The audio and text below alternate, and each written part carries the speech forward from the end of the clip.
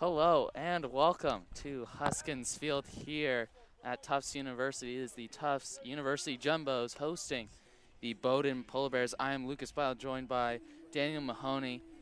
Looks like it's going to be another lovely afternoon of baseball here. This is the first game of two in this afternoon. Daniel, what are you looking forward to in this game? Well, the first game yesterday, even though it was pushed back a day, it was a great game. It was Tufts ended up winning 7-6, but not before some drama. It was tied 5-5 going into the ninth, and Bowdoin scored one in the top, but then in a throwing error scored two for Tufts in the bottom of the ninth for the win.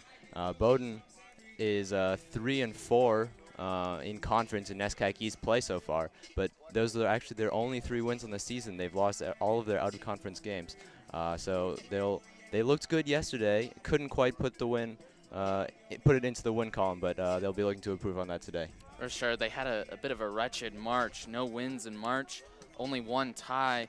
But in April, they've had a bit better run. The Polar Bears, 3 wins, 2 losses. As for Tufts, they are 5-2 in the month of April, as we are almost about to get underway here. Pitching for Tufts today, Brent Greeley. Greeley on the year is having a solid season, pitching with a 2.16 ERA, 3 wins and a loss. So he will look to continue those good stats today against the Bowdoin Polar Bears.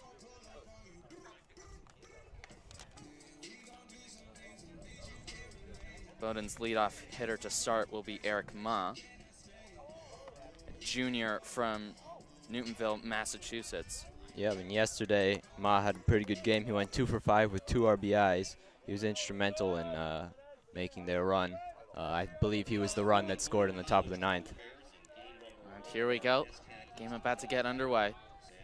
Final word between pitcher and catcher before the first pitch of this ball game. It's a tad bit windy, but I don't think that'll really affect this game that much. Here we go, the first pitch.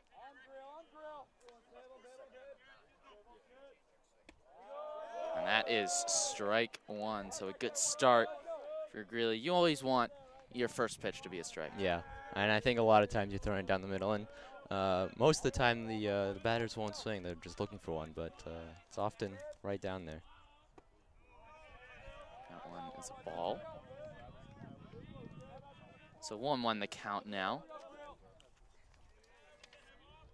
Ma on the season batting .254.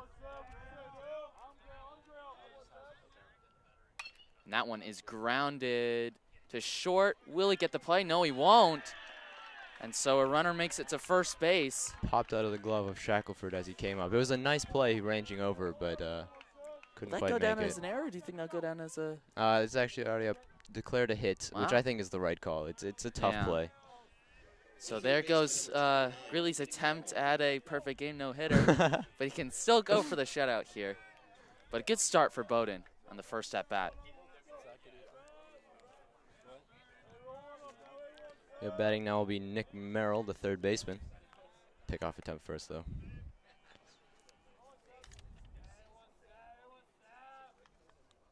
Ma does have 4 stolen bases on the year, so he might be a speedy threat on the bases. And really just checking. There's the pitch, bit of a change out there, and that is strike one.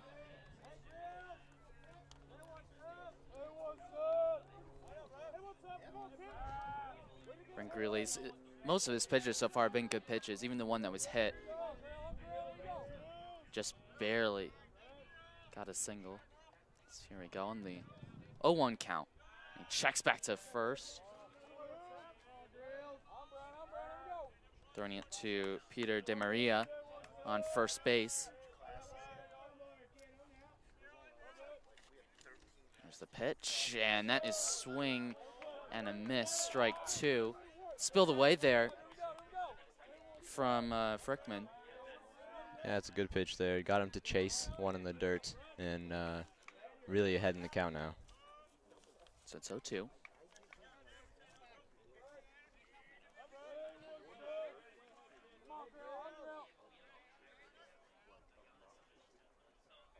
There's the pitch, and that one again in the dirt. He's going to go to second, and he made it, so that's a stolen base.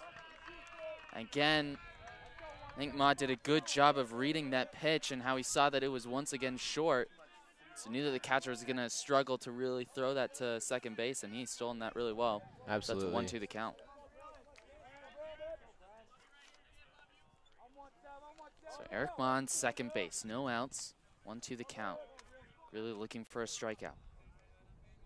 Checking second. There's the pitch, that one low. So that makes it 2-2 the count.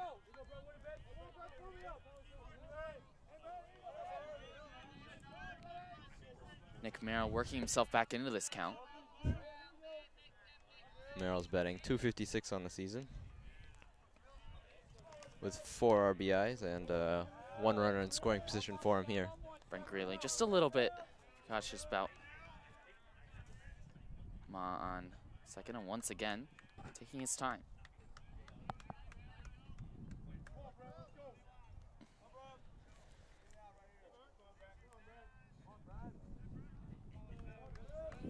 Two the count. There's the pitch, that one high, and that will be ball 3. So we have got a full count. So this is a early tricky situation here for Greeley. Can he get himself out of it?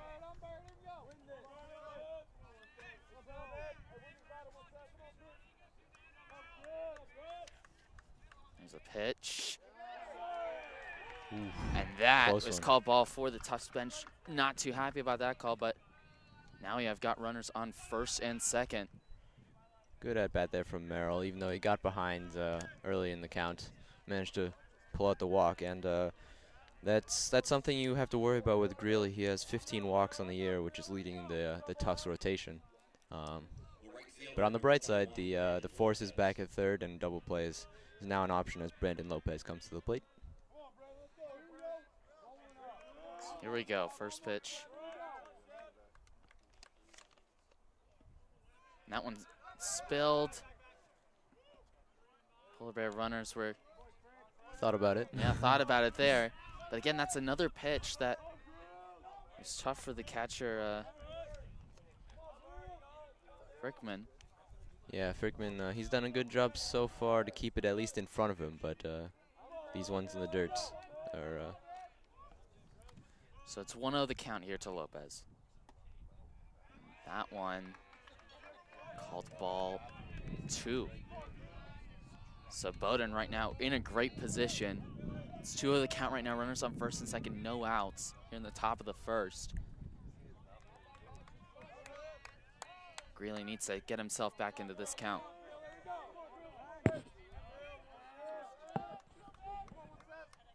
There's the pitch. And that is ball 3. I think that's 7 balls in a row now. I think the last 4 to Merrill and 3 now to Lopez. Yeah. Just got to settle down here in the first. Tufts bench trying to encourage Greeley to get back into this count. There's a potential at an early bases loaded, and it will be bases loaded. No outs here to start this first inning. 2 walks in a row. And it brings up Brendan O'Neill. Coach Casey also motioned down to his bullpen just to have people warming up. I think they're just throwing now, not quite throwing pitches, but bases loaded, no outs. First pitch here to O'Neill, who's, I believe, the first lefty hitter.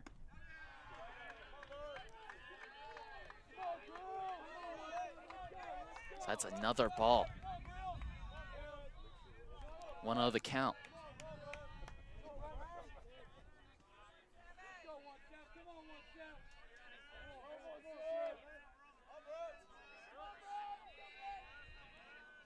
There's the pitch. That one is popped up. Who will get it? Coming right in fielder his day. does. Will it be a sac fly? No, it won't.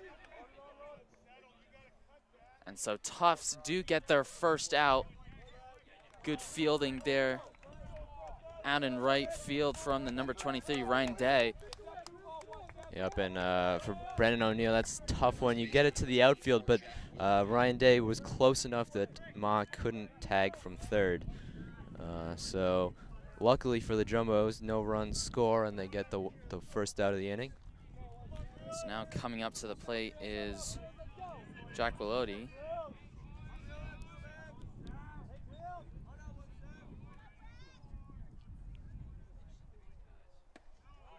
That's strike one.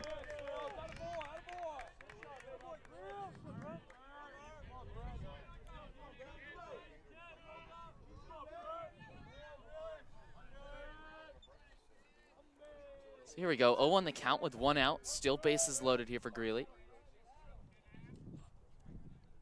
There's the pitch, strike 2. So he is starting to get himself back into this. Nice off speed there.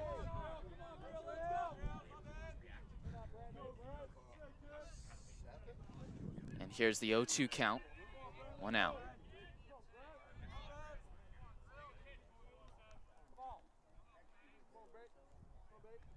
There's the pitch, again low. Again bouncing in front, but that was a still good catching there by Harrison Frickman. So that's the first ball. Yep, and Will Hoyt is betting 348 on the year. He's leading the team with the average. And that's a 1-2 for him here. Again, good stop there from Frickman. Yeah. Very important not to let a wild pitch get a free run. So it's 1-2 the count, 1 out to Will Hoyt. There's the pitch. Oh, and he's hit. And so that will bring in the first run of the day, a hit by pitch.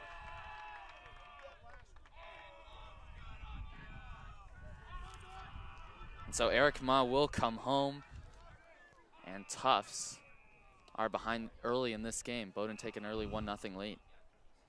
Yeah, Coach John Casey going out to talk to his pitcher and just calm him down, really. He's already thrown, 15-ish pitches, and a little bit of control issues. 2 walks and a hit by pitch. Not your greatest start. The left fielder, number 10, Austin Zackow.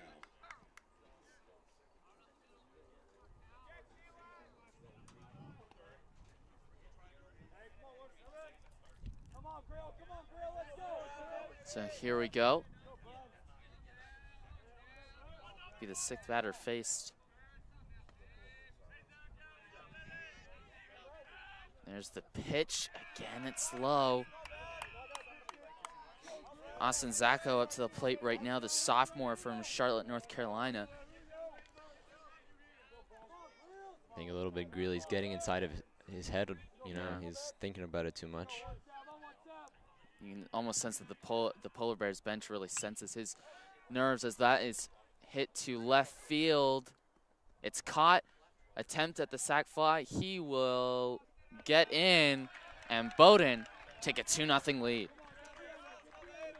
It's a nice at bat there from Zackow. I mean, you get the out, but that's all you need—a deep enough fly ball to score the run. And it was a nice catch from Santos Ocampo out there and left, but just way too far away from for Merrill. So he got the run. So now the 7th batter of the inning, Gavin Can, up to the plate. So now we got runners on first and second, 2 outs. 1 run brought in by a hit by pitch, the other one from a sac fly. And Greeley, again, just nervous about. That's Lopez there at second, Lopez and at second. the Polar Bears the bench is excited. He's baiting Greeley a bit. Here's the pitch. Again, it's low. That has to be at least the 5th pitch that has hit the dirt. Yeah. So it's not been a great outing thus far from Greeley. Which is a bit of a surprise because coming into today, he had some good numbers, 3-1. His ERA below 3. Yeah, at this point, really just looking to get out of the inning, and maybe he'll be able to settle down after this, but I feel it, though Bowdoin might be a little bit frustrated if they're not able to get in another run because they had bases loaded. As that's grounded. Ooh, just foul. Just foul. Well, they can tag out at third there. Yeah, would have been a very easy for Knight at third, but just foul. So we got 1-1 the count with 2 outs here to Gavin Can.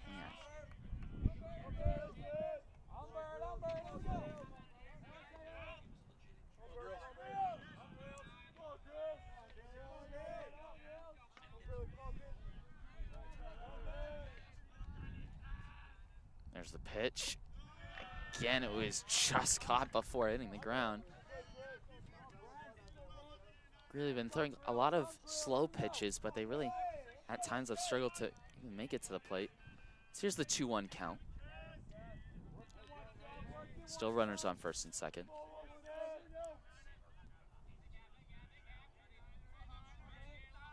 There's the pitch. That one high this time.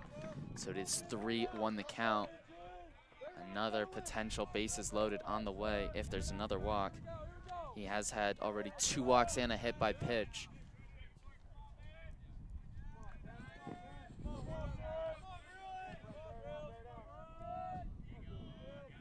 There's the pitch. And that is another walk. And you start to wonder a little bit about what John Casey is thinking, the coach. I mean, it's you really don't want to be going to your bullpen this early in the game, especially in a doubleheader. But at some point, it just looks like really doesn't have it today. So up to the plate now is Colby Jonkus. Up to the plate, so he's the 8th batter. He's the catcher for the Bowdoin Polar Bears. Again, another bases loaded situation, but there are 2 outs.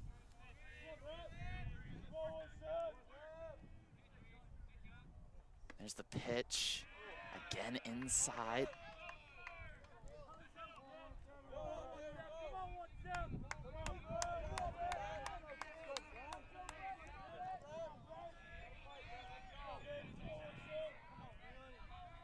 One on the count, there's the pitch. Again, it's low. Once again, good defensive play by Harrison Frickman. He has had to be active. Yep.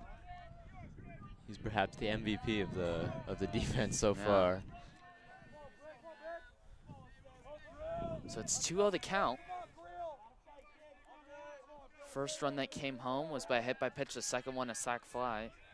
So they haven't necessarily been conventional runs coming home, but there he gets a strike, much needed strike to make it a 2-1 count with 2 outs. Yeah, that's an important one. And I really think he's just looking to throw it in there, perhaps make contact. So far, the 2 balls that have been hit, well, 3, sorry, the 1 single, but then 2 fly balls, they've led to outs. So there's that pitch. That one is popped up. Second baseman has got it. And so Tufts really get out of jail in that inning. Yep, that's but it ends 2-0 after the top of the first. So they don't. Do you feel Bowdoin might be a bit disappointed that they didn't get more in that inning? Well, perhaps. I mean, you can't be too disappointed starting off with 2 runs, but really, I think you, on the other hand, you do have to feel a bit lucky for the Jumbos that you only gave up 2 runs, considering there were 3 left on base and the 3 times that, well, there are 4 balls in play, the single to lead off the inning, and then Greeley managed to get 3 fly balls that were caught. So we'll see if he can recover. Yeah, but I believe that was 3 walks and then 1 hit by pitch as well. Yep, that's right. So hopefully he can recover after that shaky start to the inning. But here we go. Now Bowdoin on the defensive end. And we have a new pitcher out there. It's Connor Lee for the Bowdoin Polar Bears.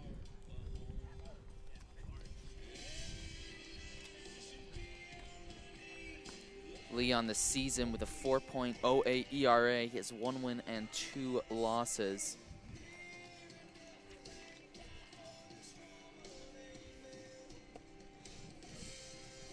So, okay numbers. Yep.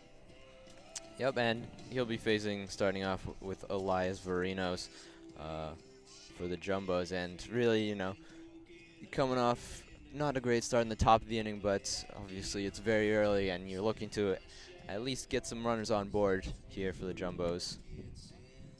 Tufts will also have Justin Mills and Casey Santos Acampo as the second and third hitters. There's still some wind here at Huskins Field, not a whole lot.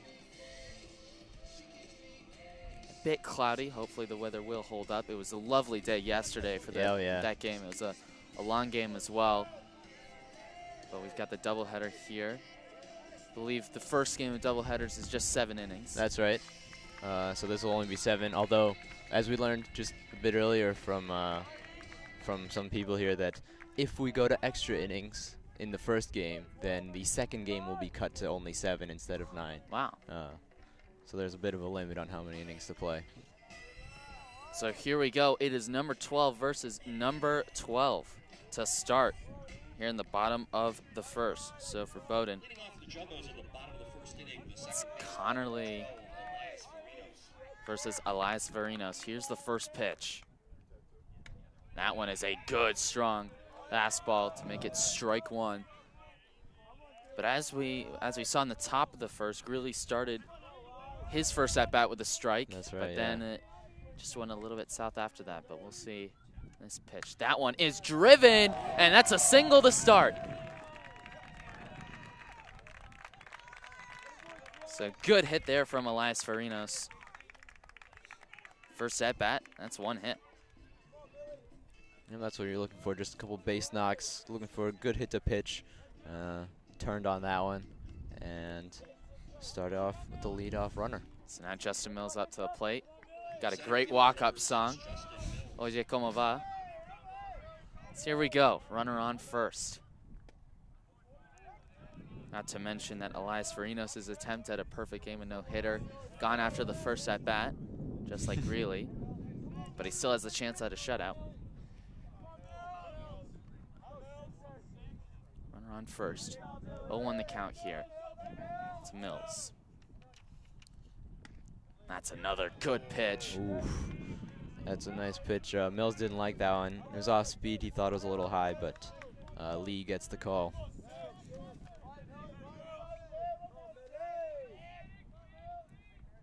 So it's 0-2 the count. Connor Lee looking for a strikeout. That one is fouled left.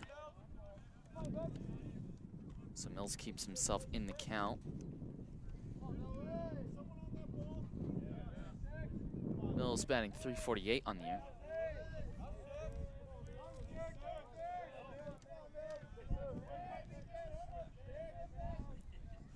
There's the pitch. That one fouled back. So keeping himself in the count here, Mills. Yep, that's the way to fight. That's what your coaches are looking for. Anytime you go down, you're at least trying to swing at anything close, make contact, and hopefully one of them will end up in fair territory. Thrown to first.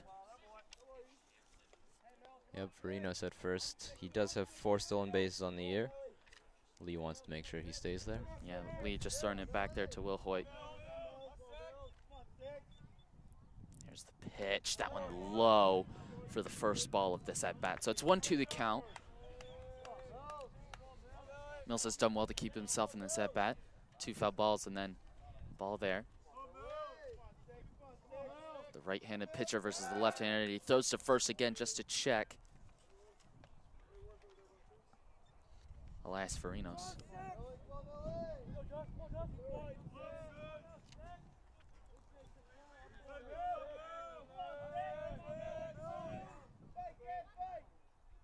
There's the pitch that is driven. Will it get down? Yes, it will.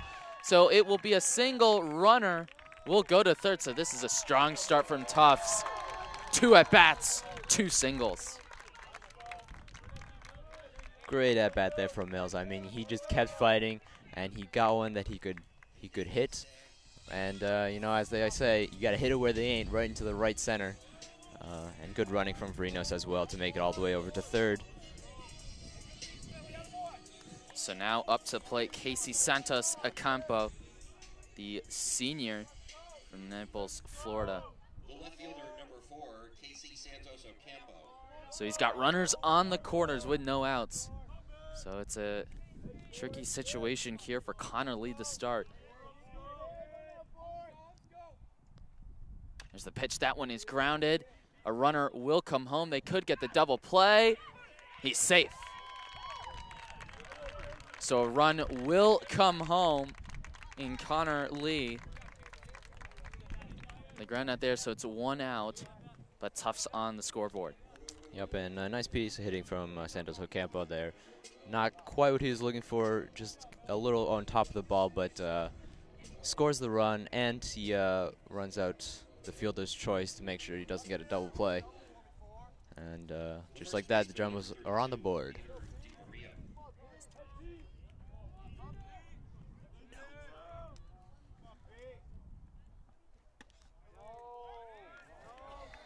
That one called strike. To start up to the plate right now is Peter DeMaria. Yeah, DeMaria, the freshman, has really been really strong for the Jumbos this season, leading the team batting .419. That one, another good pitch. Strike 2.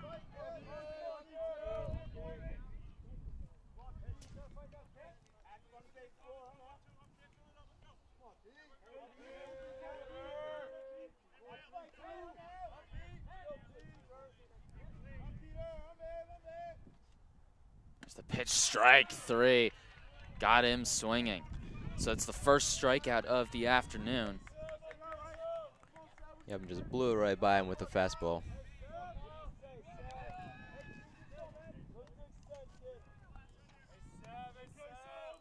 So now, up to plate for Tufts, Kyle Cortese. Yep, Cortez yesterday actually went 3 for 3 with 2 RBIs, was very instrumental in the win. Lee just checking first base there.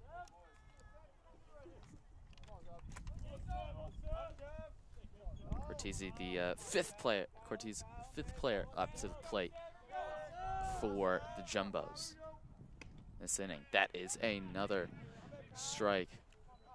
Connor Lee starting to settle down and really finding his spot. So that's strike 1 of this at bat. 0-1 the count with 2 outs. Tufts, of course, have already cut the deficit in half in this inning.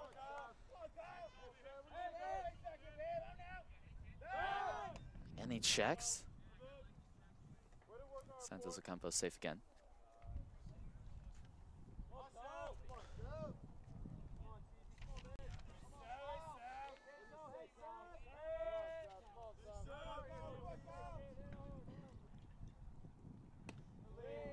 That one just low. It's 1-1 the count.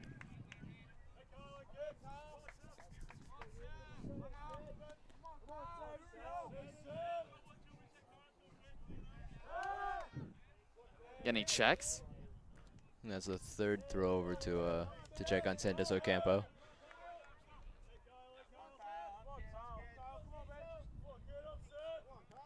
I believe Santos Ocampo has 5 stolen bases on the year. Yep, I think that's right. That one, just foul behind. That's 1-2 the count. Yep, so Connolly has been throwing a lot of strikes this inning to start. It's been doing very well. The Jumbos fortunately have managed to get the bat on the ball most of the time for a couple hits and the run so far. And again, he checks. Safe. That one. A little closer that time, but...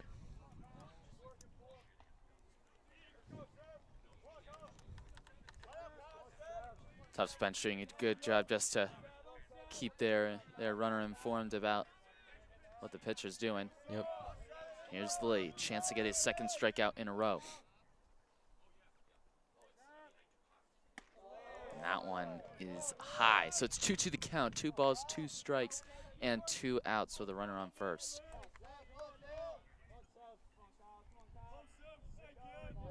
Cortez is trying to stay in this count. He's batting .400. And again, they check. Santos Ocampo comfortably back.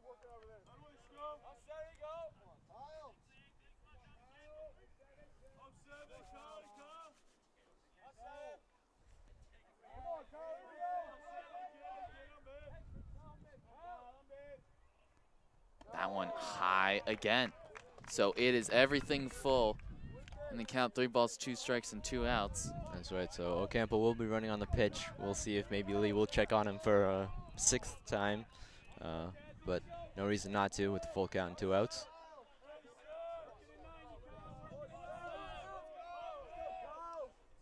And he's running. Oh, ball 4. Called ball 4. That looked like it's a strike close to one. me. Yeah. Catcher Jonkas certainly thought it was, and he held the ball there, but couldn't get the call from the ump. Umpire certainly, though, has a better view than us. That's right. From here. It's also hard to tell when it's a left-handed hitter. But here we go. Runners on first and second. So that's the first walk for Connor Lee. The third baseman, number 2, J.P. Knight. So J.P. Knight will be up to the plate. He's the 6th hitter of this inning. Runners on first and second. There's the pitch. That one is grounded, thrown, and it's missed. Passed. And a run will score. Potentially 2 runs could score on the throwing error. No, only 1. Cortez is held, but a throwing error from third baseman Merrill will allow the run to score, and what could have ended the inning instead will tie this game up. So it makes it 2-2. So Tufts have already, in one bottom of an inning, gotten themselves back into this game. And so Ryan Day will be up to the plate for the Jumbos. Day, the right fielder. The right fielder, number 23, Ryan Day. And it really should have been made, that play. Yeah, But once again, the errors haunting the Polar Bears. Of course, it was an error, that throwing error that brought home 2 runs yesterday to win the game for Tufts. I believe it was also even an error from Merrill at third base, so it's a tough throw from third, but maybe he's getting a little in his head now after yesterday. So right now, it's just been errors that have cost both teams runs in this game so far. Hit by a pitch in the top of the first, and then that one, a throwing error, allowing a run to score. That one is grounded foul, right side. So they'll make it a 1-2 count with 2 outs.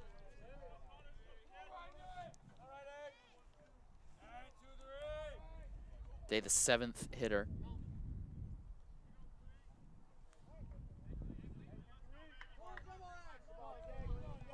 And Cortez and Knight on the bases, in scoring position. There's the pitch. That one grounded to third. And that play will be made. So the first inning ends. Tufts 2, Bowdoin 2. So Tufts immediately responding to the 2-run deficit that happened in the top of the first by getting 2 runs of their own.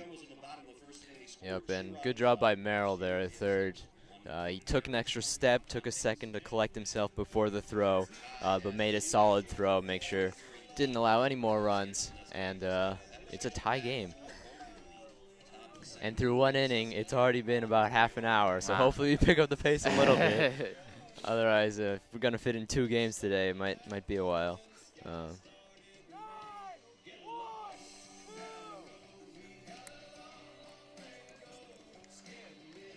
So both pitchers will hope that they start to settle down a bit. Really back on the mound. It was a tough top of the first for him.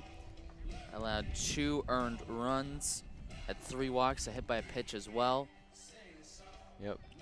Hopefully he'll have a chance to settle down. Especially he had lots of time since his offense managed to score 2 more runs behind him, and so take a little bit of pressure off him, perhaps. Chance to recover, and we'll see what he can do here in the second. So leading off for Bowdoin will be their number 9 hitter, Ben Suski. He is the 2nd baseman for the Polar Bears. Yep, Suski is batting. He hasn't played too much. He only has 20 at-bats and just 2 hits so far on the season. So Suski up to the plate to start the top of the second. There's the first pitch. Again, it's low.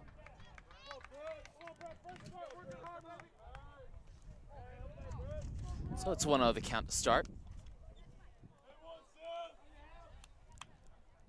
That one, that's a much better pitch. So it's 1-1.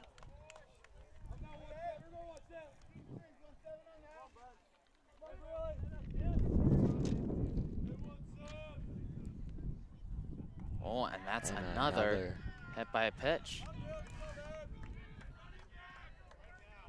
It's not what you like to see. I mean, another hit by pitch, but also the 9 batter who is probably your best chance at an out in this lineup.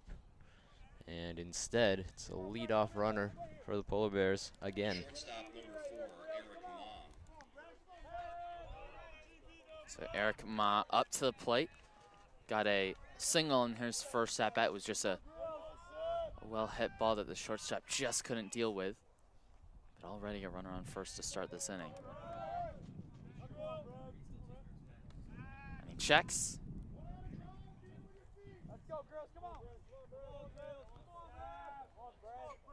So Eric Ma up to the plate. Still waiting to see that first pitch.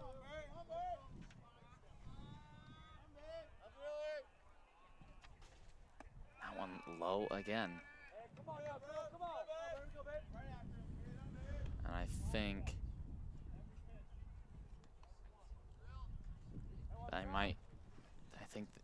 maybe they might be preparing a change soon. Yep. We'll see. There's definitely someone warming up. Can't quite tell who it is from our angle. And again, that's low, and that gets past. And he will stay at second there, Susky. Yep, so that's a wild pitch. Frickman there just couldn't stop that one. He had stopped so many before. So now we already have a runner on second.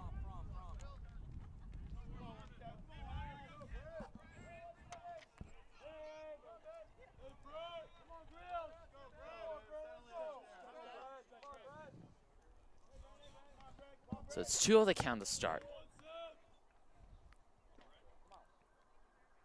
And that one low again. So 3 straight balls. And at this point, if you're the Bowdoin hitters, just don't really need to take your bat off your shoulder. Just wait for something to be thrown in the strike zone. You have to wait for Greeley to come to them.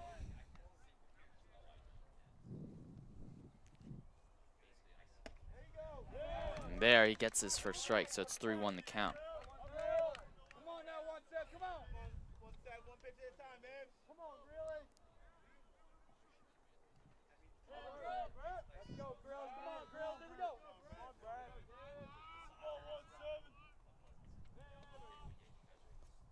And that one is hit. Arnold drop in. So it'll be a single, but the runner won't be able to advance. It was just right in that perfect area between shortstop and left field where neither one can really get there. That would have been an incredible catch, though. Yep, it was almost an over-the-shoulder catch from Shackelford to short. And fortunately for the Jumbos, if anything is fortunate for that, is that Susky could not advance from second. He had to worry about the catch, and I think he thought it was caught for a second, so he held up. So that puts Eric Ma at 2 for 2 on the day, and I think we're getting a pitching change. That's right. It's a rough day for Greeley, but John Casey's making the decision. Coming in will be, looks like, number 31, Brendan McFall. Freshman Brendan McFall. So we'll get some warm-up pitches for him. So Brendan McFall will be there. So that ends Greeley's afternoon. Just 1 inning pitched. Allowed 2 earned runs, 3 walks, and 2 hit by pitches. So essentially 5 walks. Yeah. So it's not the best of afternoons. And he's still responsible for the 2 runners on base as well. So we'll see if McFall can come in and stem the bleeding. Let's see. McFall in the season has only pitched 1 inning, although in that 1 inning he gave up no runs, so it's a good sign in the small sample size so far in the season. And Tufts need a little bit of a turnaround. At the moment,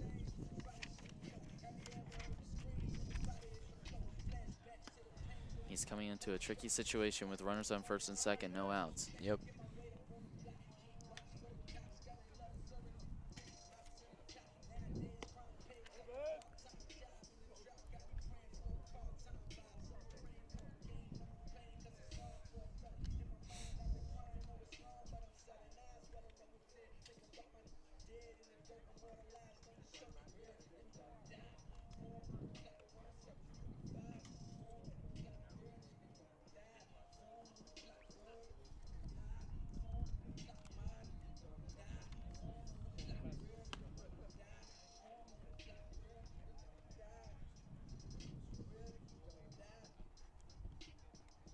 Just finishing up his warm-up pitches here.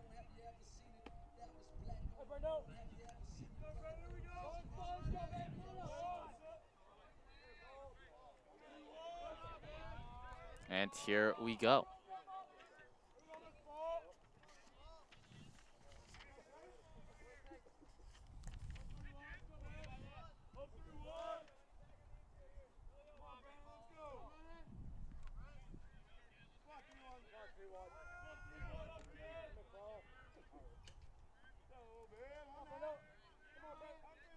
So here's the pitch.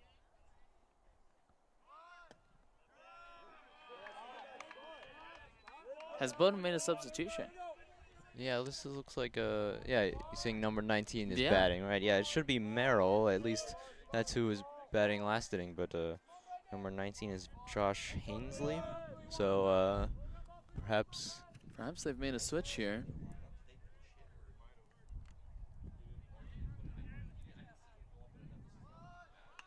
And there's a bunt. That's foul. almost a very nice bunt right down the line, but just foul. And now it looks. Oh, sorry. Is it? It's sorry, number 13, perhaps. Yeah, Owen Bowdoin Murphy. Gideon Murphy. Gideon Murphy, yeah. Now batting number 13. So we weren't aware of that one. Yeah, but, they did it. They didn't really. It sort of almost seemed a little bit of a sneaky switch there. But Gideon Murphy replacing Nick Merrill. There's another bunt. The runners will definitely get to second and third, but that is one out.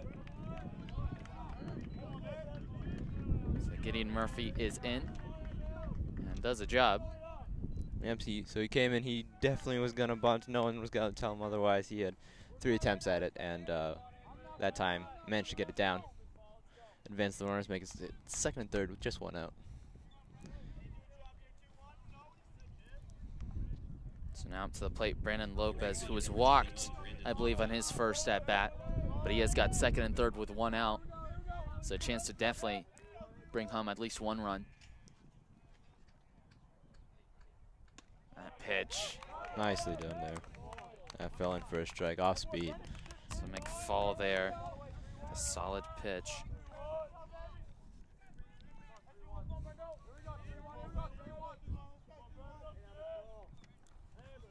So 0-1 the count to start the Lopez. That one is fouled. He was swinging in front of that one. Oh, yeah. He really misjudged that. And that just speaks to the off-speed prowess of McFall. Makes it a quick 0-2 count. So McFall has had a good start of getting himself out of this tricky situation. There's the pitch. It's low. Getting in the dirt.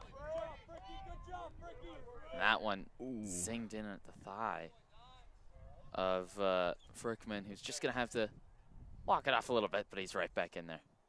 Yep. He has had a fantastic game. That's right. And that's why you wear a cup when you're a catcher.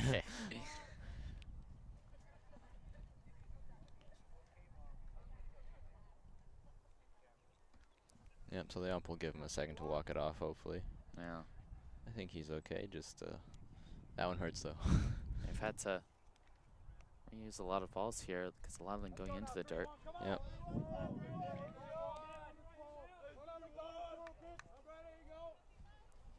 But here we go. 1-2 the count with 1 out. Runners on second and third.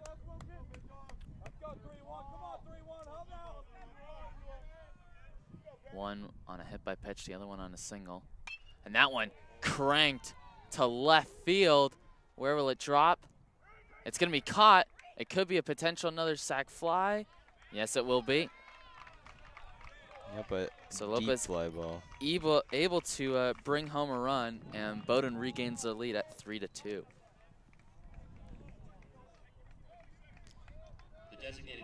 Just stayed in play there for Casey Santos Ocampo out there and left. I think just a couple steps off the warning track.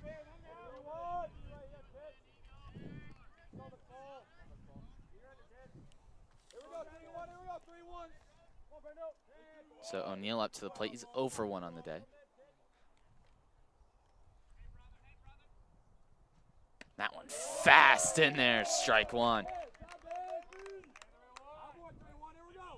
So Eric Ma on second to still be worried about.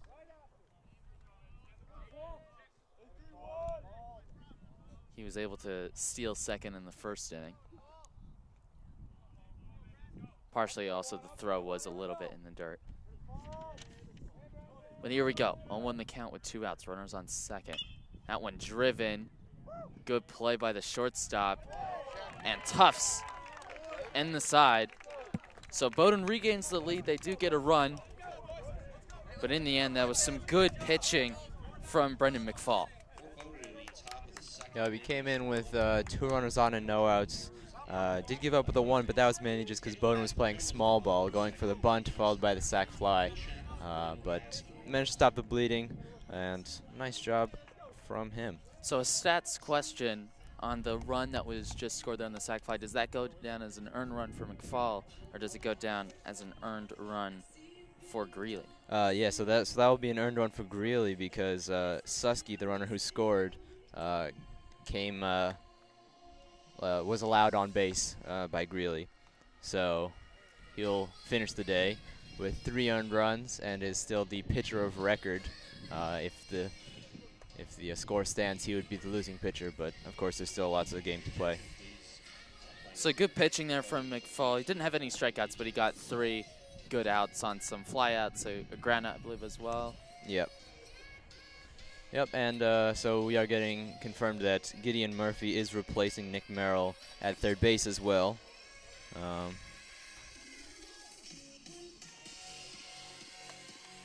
So I wonder what happened for Nick Merrill. Maybe Yeah.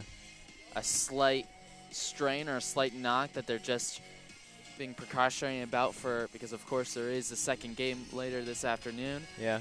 He did have the error in the first, but you wouldn't really expect him to be pulled out for that. That'd be pretty tough on the coach. So we will have for Tufts leading off Harrison Frickman, the catcher, who's been fantastic defensively today, and now he will be up for the first time. He's the 8th batter in this lineup for Tufts. Yep, even though he's towards the bottom of the lineup, he's batting .408 on the season. Very impressive. That's second on the team with 2 home runs on the year. And the first pitch is a big swing and a miss, strike one. He was looking for home run number 3 on that one. I mean, the Tufts offense has had a very good year. I believe in one game they scored 30 runs. Yeah. So they can turn it on, especially if they sense Connor Lee struggling with the pitches. Lee, although I believe he only had 1 earned run in the last inning, one of them coming on a throwing error by the third baseman. I think for the most part, most of his pitches were solid, but Tufts was doing a good job of staying in bats as that's strike 2. So it's 1-2 the count. The sun starting to come out here at Huskins Field.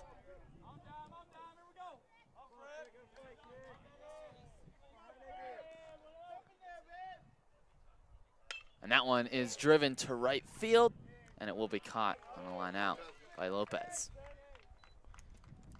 Yep, right at him. It was a... Oh, a little bit of afters there. Not really sure what happened. Oh my goodness. It's an interesting. interesting. That was a bit needless there from both players, honestly. Really.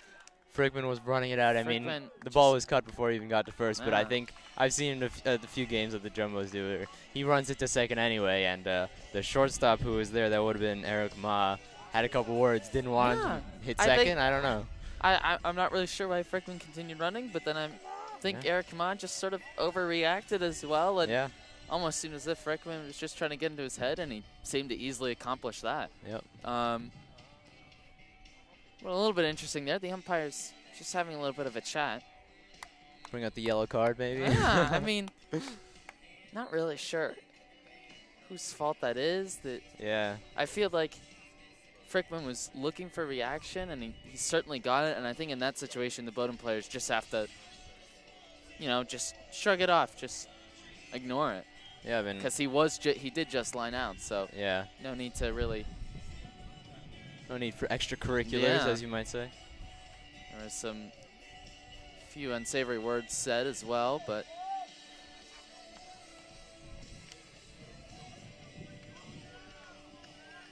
and now we'll have the last hitter in the Tufts lineup up to the plate. It's the number 1, Will Shackelford. The shortstop, number 1, Will Shackelford. So Shackelford versus Lee. 1 out here in the bottom of the second. It's 3-2 to the Polar Bears so far. That pitch is low, ball 1.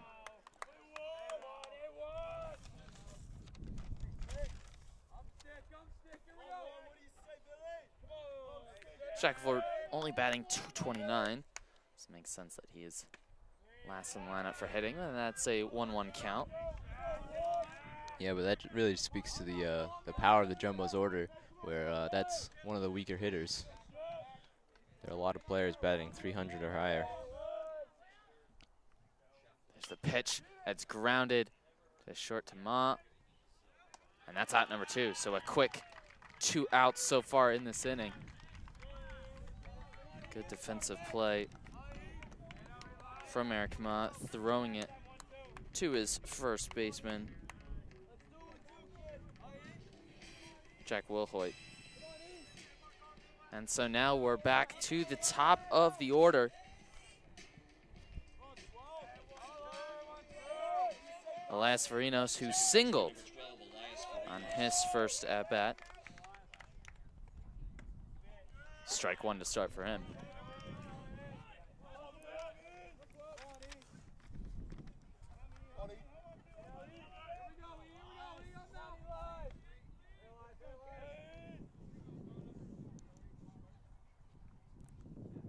There's the pitch. That one called ball. Seemed inside, so that's 1-1 the count.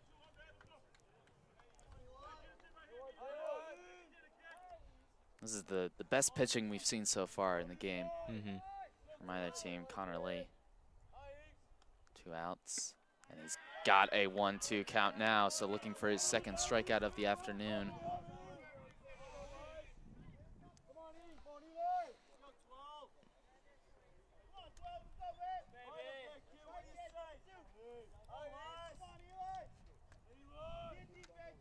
Here's the pitch. High there for ball. 2-2 the count, so we've got 2 balls, 2 strikes, 2 outs for the number 12. It's again that 12 versus 12 matchup. Varinos won the first time, and he'll win the second time again. That's a second single to right field for Varinos. Yeah, almost a carbon copy of his first hit. Right between the first baseman and the second baseman. And perhaps trying to start a 2-0 rally here for the Jumbos in the second. And so Justin Mills is up to plate. He is also 1 for 1. He also had a single and brought Varinos to third base, I believe. So Tufts looking to respond. Both teams scored 2 runs in the first. Maybe both teams will score 1 in the second, as there's the first pitch, strike 1.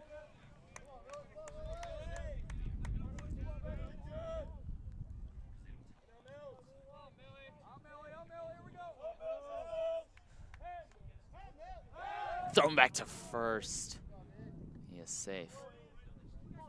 I believe by the end of this game, the color of these players' pants is going to be the color of the sand. Yep.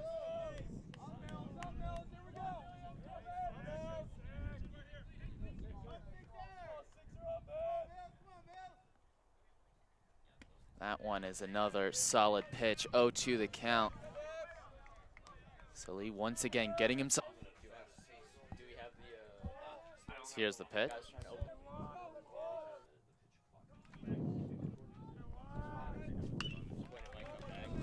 Okay, so now, do we have a hot spot? That. The first baseman, number 32, Peter DiMaria.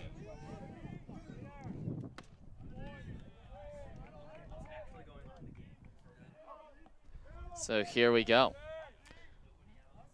Yeah, so we've had some technical difficulties. Hopefully we're all good right now. We'll try to keep you, the game on for you here, but unfortunately I think it's just because of the Wi-Fi here at Tufts, and it's a little bit spotty. It can be spotty, but we're back. No runs, I believe, were scored in that time period. Yep, no, didn't miss any action. Don't worry. So here we go. It's 3-2 still for Bowdoin, but Tufts do have a runner on first here in the bottom of the third. With Peter DiMaria up to bat and Ocampo at first. And Connolly won't forget Ocampo's at first. He makes sure to check on him many times. Yeah. And you can definitely tell how many times you have to check back to first by looking at the color of your pants, but that is another strikeout swinging for DiMaria. He has been trying to swing for the fences and caught swinging twice on both occasions. Yep.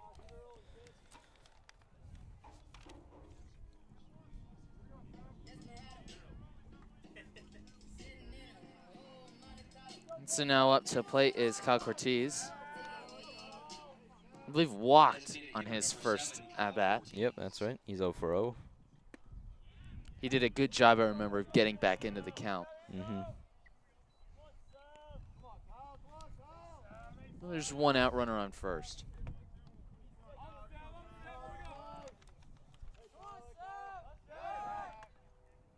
Sanchez Campo this time able to walk back.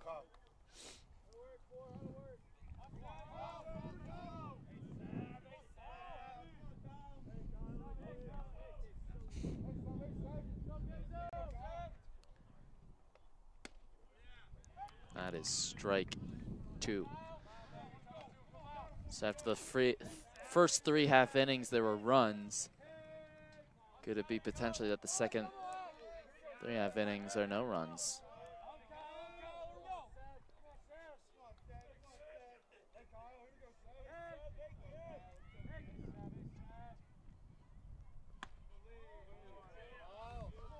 So that's the first ball of this at bat.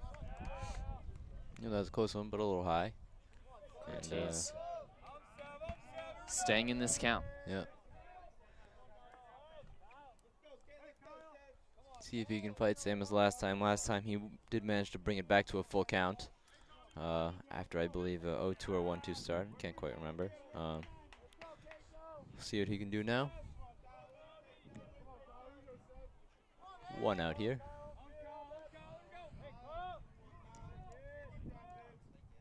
Pitch is low.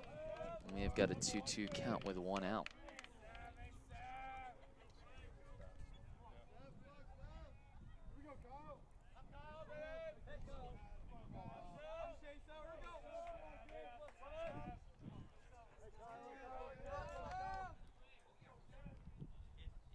Swing and a miss. Strike 3, so that's 2 straight strikeouts.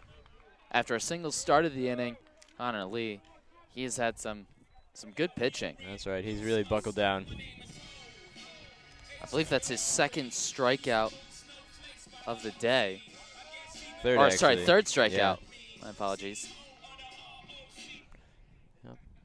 And JP Knight will be up now. Reached on the error last time, which scored a run. Yeah. That one wide for ball 1.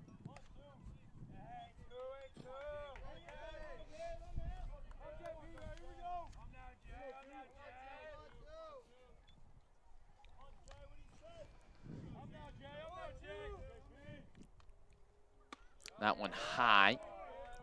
Ball 2.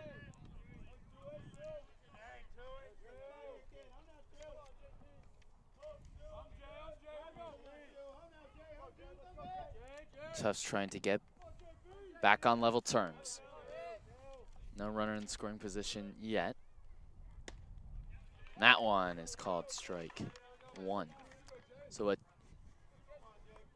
2-1-2 count to the number 2.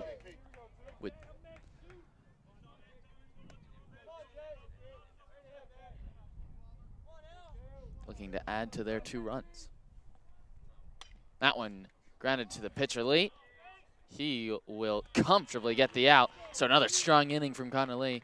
And Bowdoin stays on top 3-2 after 3 completed innings.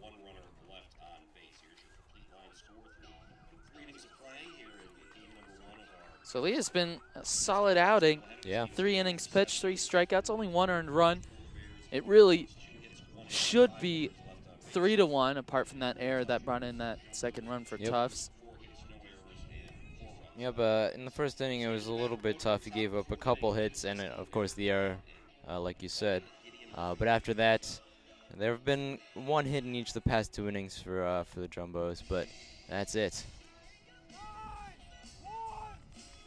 So McFall stays out there. He has been solid. He has 2 innings pitched, 1 strikeout. He was did have a hit by pitch, so essentially a walk. Bowdoin will have Gavin Can up to the plate.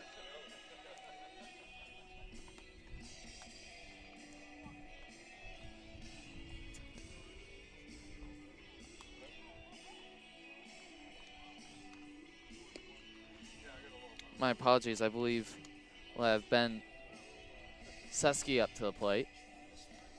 I believe it's. I think just because the numbers on the jerseys. Yeah, it looks a little like hard to tell. the 3s and the 9s are very similar. Yeah, it's. I made the same mistake with when the pinch hitter came in for Gideon Murphy. It looks like 19 was actually 13. I don't know. Maybe we should find out who makes these jerseys and complain or something. Now the Jumbo's jerseys, very easy to tell the 3s from the 9s. So Ben Susky is up to the plate. I believe he was walked on his first at bat.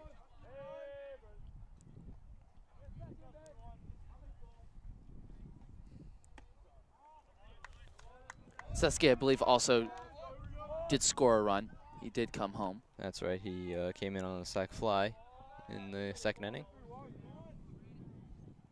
It's already his. That one driven to left field. Santos Akempo going back. It's gone! Right off the top of the wall. What a great hit there for Ben Susky. Didn't have the greatest hitting numbers coming into the game, but he hit that one really well. And Bowdoin take a 4-2 lead. Yeah, Susky just his 3rd hit on the season, but it could not be a bigger hit. So that puts him at 1 hit, 1 RBI, 1 home run for Ben Susky. Great hit, 367 feet. And that's a great start to the inning. Yeah. And that was basically 367 because it hit right on top. Fortunately for us, right where the ball landed, the marking was for the feet. You know, we don't have the fancy StatCast to measure it, unless I can, break out my tape measure. And there's strike 1. So after some strong pitching from McFall, gives up that home run. Now trying to get himself back. But Bowdoin regained their 2-run lead that they had initially got in the top of the 1st. That one is low. Ball 1.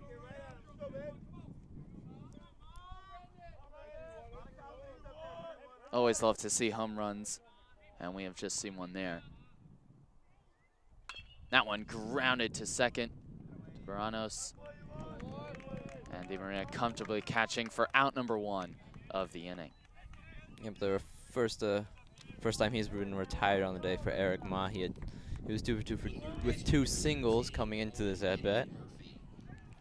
So now Gideon Murphy is up to the plate. I believe on his first at bat he just bunted to get to advanced runners.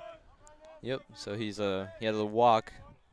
Oh, sorry. Yes. So he came in from Merrill, right? So just the 1 at bat, or 1 plate appearance, I mean.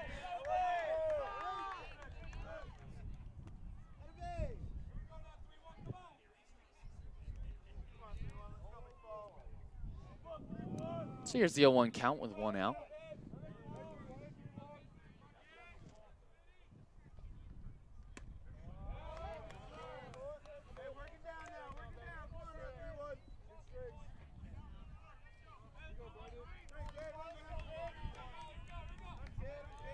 Good start to the at-bat here, 0-2 count. Getting Murphy get himself back into this. That one high. Tufts have to be careful about those pitches. I believe already 3 players have been hit by a pitch. Yeah, that one would have been another one if he was about, 6 inches taller. And Murphy, from around here, he's from Malden, Massachusetts. Oh, very that nice. one is grounded to shortstop. And the play is out. Just got it. Good throw by Shackelford to DeMaria. And that puts it at 2 outs. So after allowing that home run, McFall trying to retire the next 3 hitters. As up to the plate, it's Brandon Lopez, who had an RBI on his last at-bat. It was a sac fly to deep left field. Yeah, Brandon Lopez actually for the Polar Bears has been their star pitcher, leading the team, and in fact has 4 complete games. But today is in the field in right. He sort of has the Tim Lincecum hair. That long. Oh yeah, I see it. Big time Timmy Chip. I believe he was a big-time pitcher for the Giants. That's right.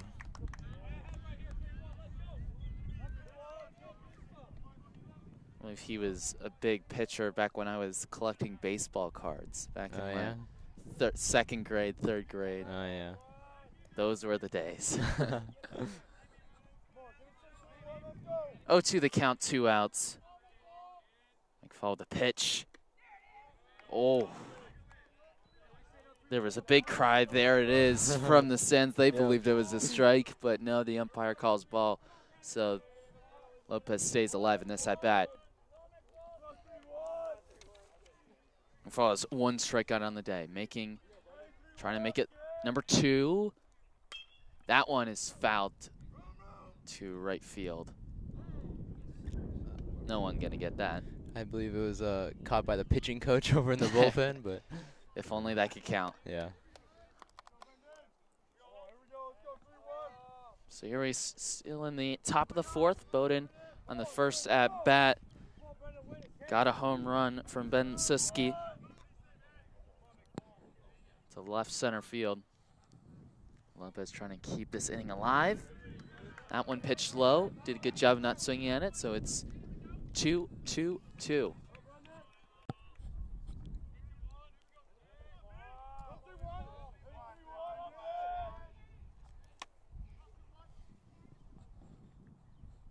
That one will drop in for a single.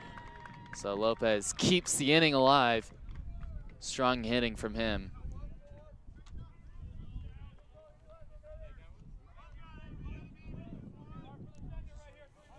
The designated hitter, number 26, Brendan O'Neill. So now O'Neill up to the plate. I believe he's 0 for 1 on the day. Left-handed hitter.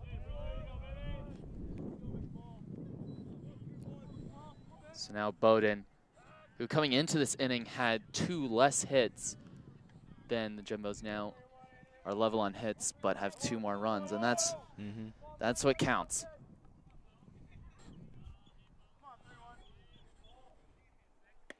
That one a good pitch. Strike 1.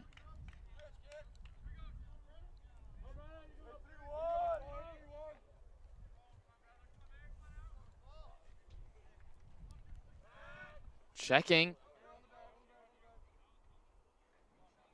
Seemed to almost hit Lopez there, the ball. Yeah. But I believe his hand was clearly on the bag.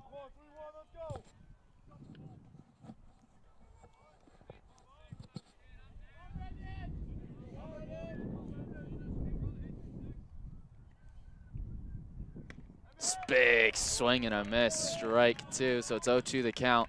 McFall looking for that second strikeout. Lopez did a good job of keeping himself in the count. Got that single to right field. Can O'Neill do the same?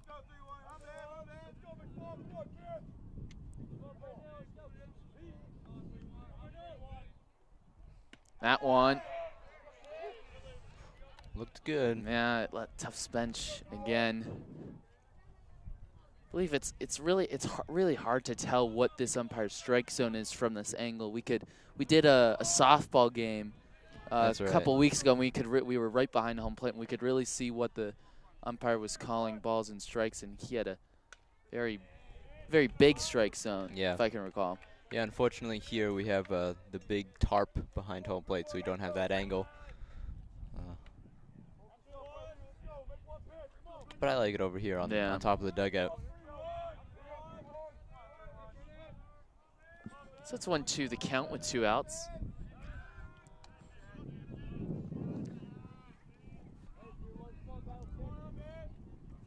O'Neill looking for his first hit of the day.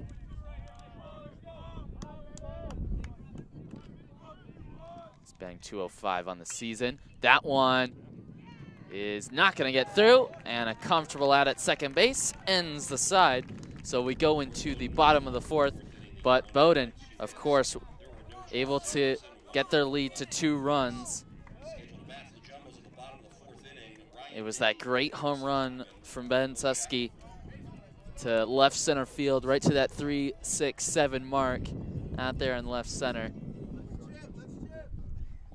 So now Tufts will look to respond here in the bottom of the 4th.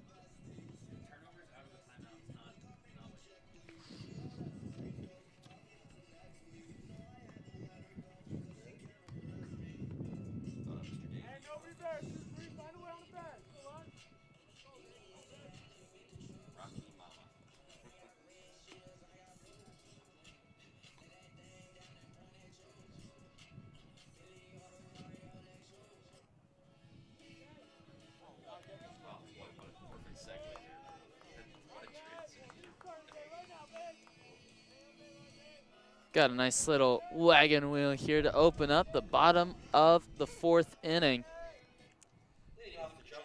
Ryan Day is up to the plate.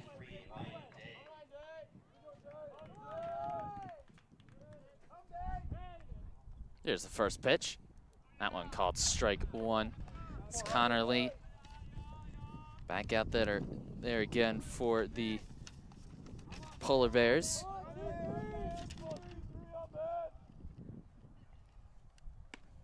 That one, strike 2, so a good start. I believe he had 2 strikeouts in that last inning. Yep. Yeah, and Ryan Day grounded out to 3rd in the 1st, in his first at-bat. Now he's down 0-2 as the leadoff hitter here. That one high for first ball of the at-bat.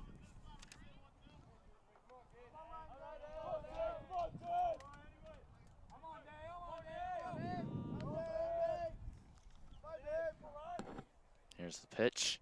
That one grounded to Lee. Comfortably to the first baseman, Will Hoyt. And that's the first out of the inning. So now up to the plate is the catcher, Harrison Frickman. I believe on his first at bat, it was a line out to right field and had a bit of afters with the Ma. Yep. At shortstop and the second baseman as well, Susky. That one getting through. If only there had been a runner on. Yep. Yeah, I kind of want to see him hit a double just to see what would happen in the second. Let's see. A lot of space out in that left field. Maybe he'll hit it there. That one low, so ball 2. Sort of have a feeling that most of the singles have been hit to the right side. Yep. Apart from that one home run and also a sac fly. Both sac flies, actually. Yeah. That won the first strike of this at bat, so it's 2 balls, 1 strike, 1 out. Yep, and now we're at, in the bottom of the 4th. We're more than halfway through this game, since it's only a 7-inning game, as there's strike 2. Connor Lee doing a good job getting himself back into this count. So it's 2 balls, 2 strikes. Pitcher really settling down.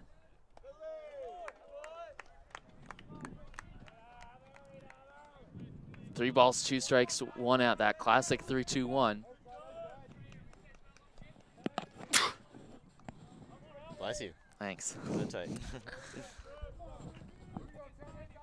Looking for his 4th strikeout.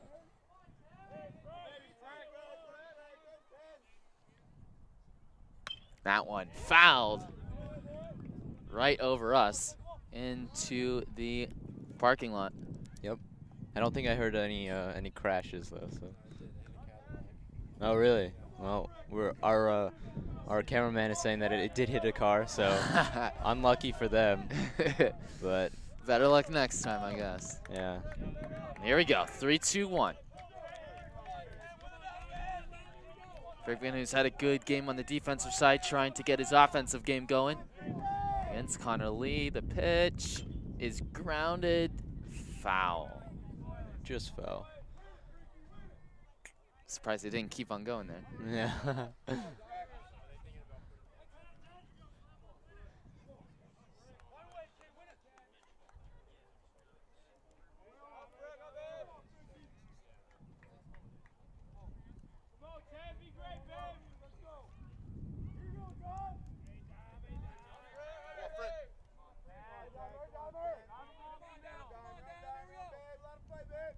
Here's the pitch. That one fouled up. All the way up there in the air, and that's a foul out. Yep, caught by Wilhoyd. That's a tough play because that Yeah. went so high. So high, and you don't want to get the sun in your eyes as well, but that puts him at 0-2 on the day. So now it's to the final hitter, Will Shackelford. Yep, Shackelford grounded out to short back in the 2nd. If he can get on base, they would be able to bring up their hot hitter at the moment, Elias Varinos, who has 2 singles on the day. But Shackelford up to the plate here. That one grounded to Ma at short, but he bobbles it. And that will go down as an error. So he is able to get on base by any means necessary. That's right. And it will bring up Elias Varinos, who is, as I mentioned before, 2 for 2. Yep, and you'll take that any day for Shackelford. I mean, any base runners are useful when you're down by just a couple runs, you know. Could turn around very quickly. And that just seemed like sloppy play. A bit careless there from Ma. It didn't seem like a very difficult play, and he just lost concentration as he was getting it from glove to hand. Yeah, I think he tried to rush it a bit. You know, as they teach you, make sure you get the ball first before you start worrying about what to do with it. That one inside. So it's 1-0 the count.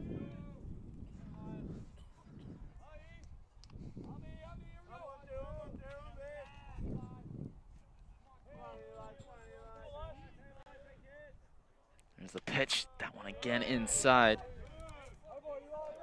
Varinos doing a good job of just watching that pitch. Make sure Lee comes to him, and now it is a hitter's count, so he'll be most likely looking for someone down the middle that he can take a big swing at. Tufts looking for a 2-out rally here. That one called strike. Again, it looked sort of on that inside, but umpire judging that he was able to get it in the strike zone, so it's 2-1 the count.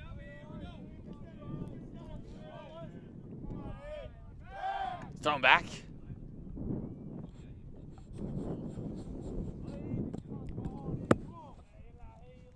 Shackelford dives in safely. Shackelford, also tied with Santos Ocampo for the team lead with 5 stolen bases. So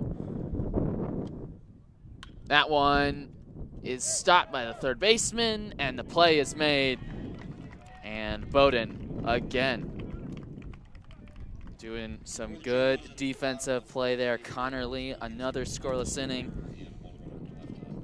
So now it goes into the top of the 5th inning. Bowdoin keeping their 2-run lead at 4-2. Yep, and we're now 8 for 8 because of the error that at least one runner reached base for either side here in this game. Wow. And in fact, going back to yesterday for the Polar Bears, the Jumbo's pitchers have still not managed to record 3 outs in a row. Wow. So every single inning, that's 13 in a row now for Bowdoin that they've gotten a runner on base. So you got to feel with those numbers that Bowdoin will really feel that they need to win this game. Yeah. Especially with how well they've been keeping in at bats and getting players on base.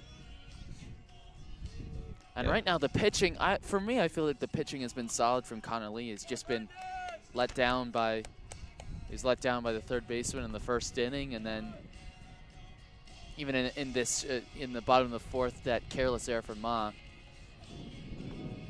And we're gonna have another quick update on the Masters.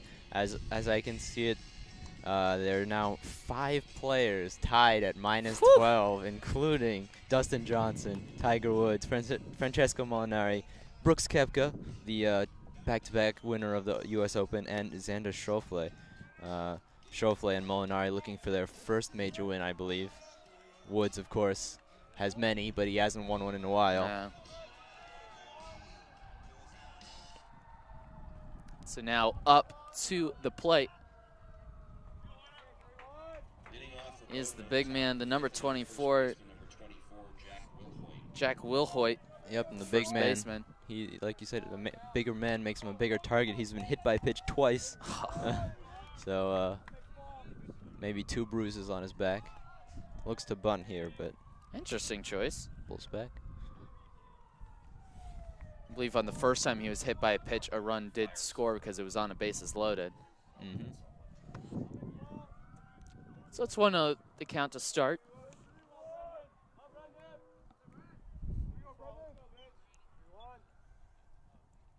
Will Hoyt, swing and a miss, strike 1. Got him to chase a bit. That one was up in the zone.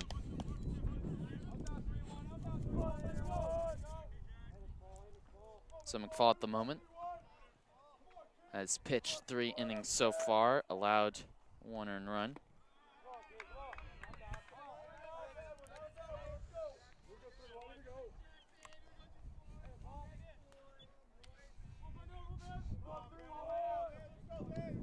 So here's the 2-1 count.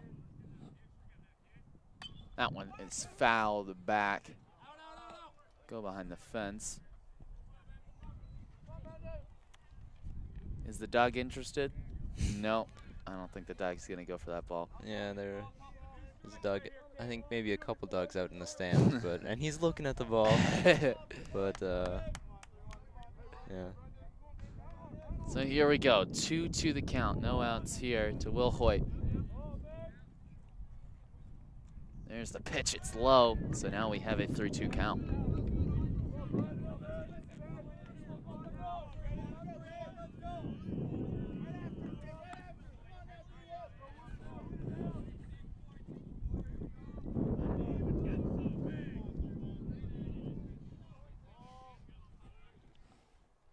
Pitch. Ooh. That one, it was one of those ones again where could go either way, and it goes to the ball, so it's another walk for Fall. Yeah, and Will Hoyt now has his 3rd plate appearance. Still no at-bats, though, with 2 hit by pitch and a walk. That means his on-base percentage will certainly be going up, but it's now up to the plate is Austin Zacco. Yep. Zacco had a sac fly back in the 1st, scoring a run and a line drive to 3rd. To 1st in his second plate appearance. He does have a run batted in on the day. Runner is going, and he will get there. It's pretty close. A good jump there from Will Hoyt. It was a good throw from Frickman, but I think just a little too fast. And I believe Will Hoyt, in the last time he got on base, he was able to get to second on a pass ball.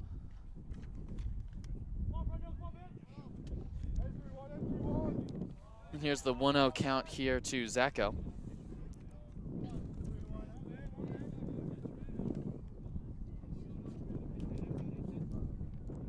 Oh, a big swing and a miss. Swinging very early there, Zacho. Yep. And actually, interestingly, for Will Hoyt, like I said before, he's three plate appearances, but no at bats, and every time he's made it to second on different ways. Wow. But he's never gotten past second. He's stolen base one time, pass ball another. He's looking to actually touch home this time around. Here's the pitch. It was fouled off his foot, I believe. Yeah. Again, he was swinging early. Mm-hmm. Zacho, who is batting .242 on the year, has 2 home runs. Could he make it a third? We shall see. 0-2 the count. Big shot have come on, I believe, from the Tufts bench. They're trying to get their first out. They check at second. Safe. But once again, as we were talking about before, this will be the 5th straight inning in this game that Bowdoin have gotten a runner, yeah. runner. That's right. Which, would that make it 14 straight? That's right, 14 Wow. going back to yesterday. Tufts pitchers just haven't been able to have a complete inning so far this series. Though, I mean, they got the win yesterday, and they'll still have to fight back if they want to get another win here today. Good pitch. Strike 3. So that is I believe, the 2nd strikeout for McFall. Mm-hmm. Yep, nice pitch there. Got him looking. So Zacho now 0 for 2 on the day. Gavin Can now up to the plate. And how's Gavin Can doing today? Can is 0 for 1. He had a strikeout back in the 3rd, and he was walked in the 1st. So you might say Gavin could or Gavin can't. But I wouldn't say that. Of course, I would never. Well, here he is.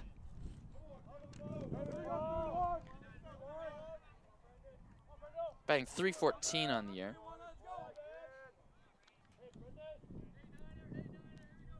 That's 4 doubles. Will Hoyt dancing around there, enticing McFall to step off the rubber and make sure he stays at second.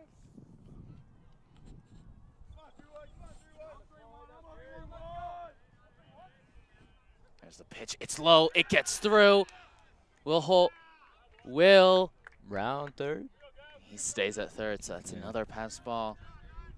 Only so many times can Harrison Frickman stop these pitches that are hit the dirt. Yeah, I mean, certainly it's been in the double digits for the amount of times. Yeah, that one will go down as a wild pitch probably, and that'll mean.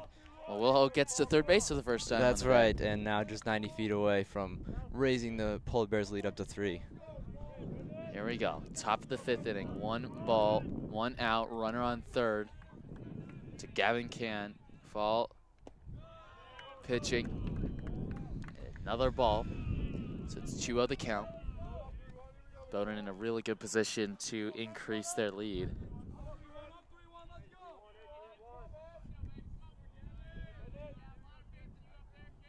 Here's the pitch. That one's driven into right field. It's caught. And that'll be out number 2. Yeah, and a bit unlucky there for Will Hoyt. He thought it was a hit, so he was running early, and because of that, he couldn't tag. Although it would have been a very close play. That's the plate true. Because it was it wasn't too far hit into right field, and yeah, Ryan Day probably he was coming in on. He had the momentum, and he has a good arm. So yeah, would have been close. And it was sort of a line drive as well, so it would have been able to catch it and just throw. So now, Tufts just need that 1 out. Oh, again into the dirt, but that's good. Huge stop there. Huge stop, yes, from Harrison Frickman. And Colby Jonkus is 0 for 2 on the day with a pop out to second and a ground out to second. So now he just needs a line out to second. Complete the trifecta.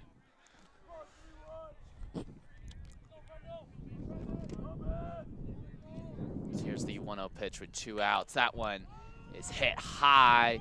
Will it stay in? I think it's going to go out. Oh! Oh. Oh, wow. A diving attempt there from Shackelford. That was close. And then it almost nearly stayed fair. Yeah, just barely fell. The umpire was right on it, though. Just left of the line, I think.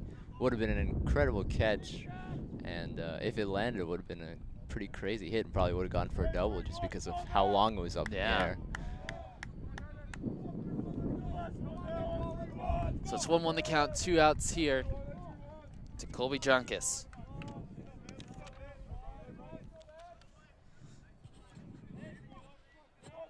Wilhoit trying to get home.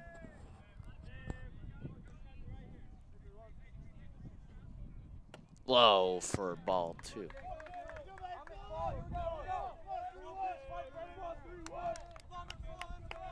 McFault trying to get out of this inning without allowing a run.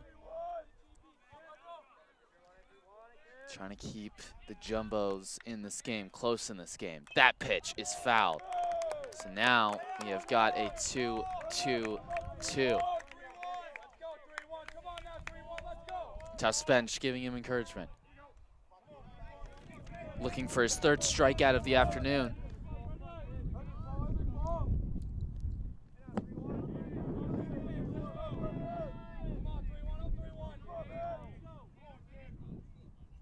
That one grounded. Moranos to Di Maria. And that's the 3rd out of the inning. Tufts don't allow any runs. Keep the score at 4-2. And the Jumbos bench certainly know that they are still very much in this game going into the bottom of the 5th. Yep. Great pitching there from McFall. You know, he let up the first runner on, but he managed to keep him at 3rd. And perhaps that, you know, keeping him at no runs this inning hopefully give some momentum for the Jumbos. Try to get back in this game as we head to the bottom of the 5th. There's only 3 innings left, assuming we don't go to extras.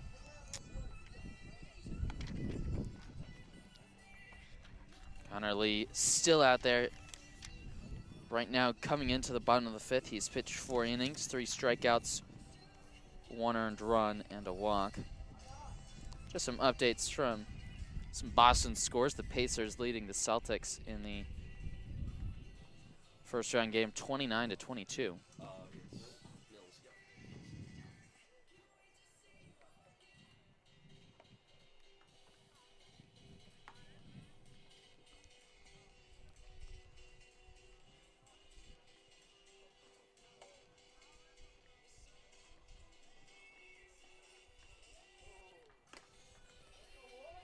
Just waiting for Junkus to get his gear on. Now he's back out there.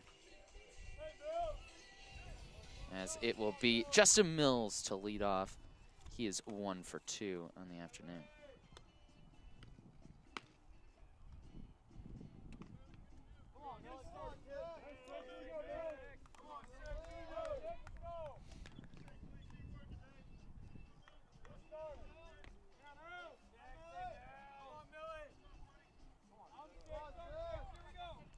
Looking at some scores from around NESCAC. Not many teams have started playing. Mills, the first pitch he sees is a ball from Connor Lee.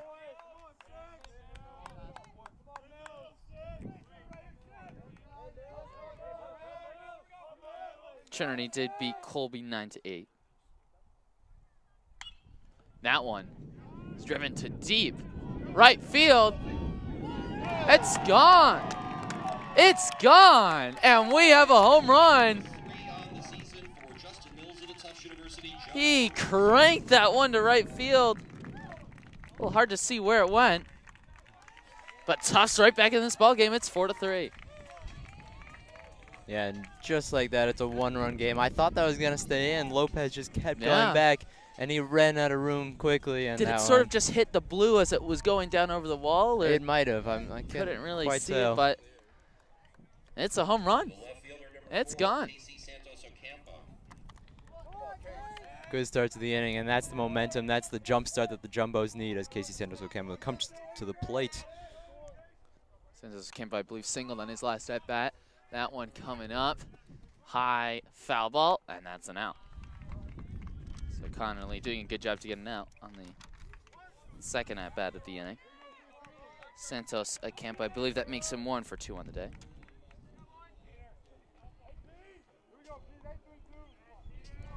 And so now up to the plate is Peter DiMaria, who has struck out swinging on both of his at-bats. And you're trying to change that. Yep. First baseman number 32. Yep, he's been great for the season, but hasn't quite been his day. Connolly has had his number.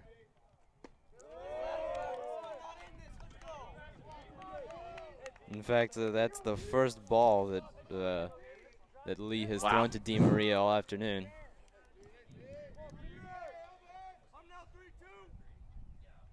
Oh, there's another swing. He's been swinging the bat a lot. DiMaria. But coming into this game, I mean, you don't blame him. He's batted at .419. So he's been having a good season. Just some days doesn't always go your way. That one tipped.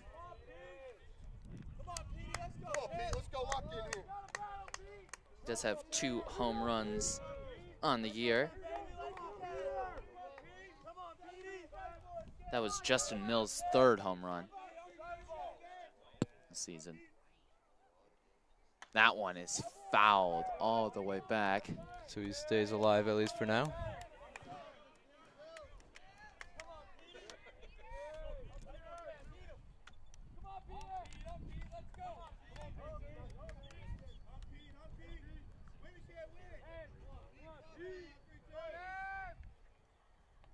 That one grounded to short to Ma, who will make the play. So that is the second out of the inning. And it will bring up Kyle Cortez up to the plate. He's 0 for 1 on the day, I believe. Yep, he's got a walk back in the first and a strikeout in the third. So now here in the 5th inning. Bottom of the 5th. Tufts have cut the deficit to just 1. That one fouled left. Those fans over there will have to be careful.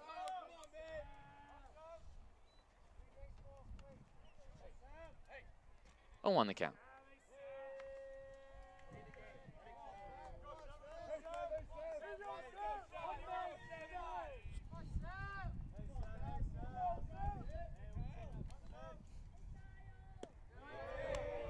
That one's a ball. Just sort of noticed JP Knight practice swinging with, I am not sure entirely sure what that is. It's not really a bat, or it sort of looks like a bat. Kind of like the skeleton of a bat. Yeah. I'm guessing it has a different weight distribution, so you get practice like getting your hands around. I don't know. I know the common thing is to use a donut, a heavier type of bat, so that as a big swing and a miss. Yeah, for Cortez. Yeah, so that brings it to 2 balls, 2 strikes, 2 outs. Yeah, but the donuts I think are great because then when you bring up your real bat, it feels like just a stick, and it feels so much easier. The magic of conditioning or something like that. Here's the pitch. It's low. So we have got a full count. 3 balls, 2 strikes, 2 outs. Another full count for Cortez. He had one back in the first, and all 3 of his at-bats have gone to at least 5 pitches, so he's not an easy out. There's the pitch. That one is cranked to deep right center field. It's gone! And Tufts have tied up this ball game with 2 solo shots. Cortez, his first home run in college baseball. It's Tufts 4, Bowdoin 4.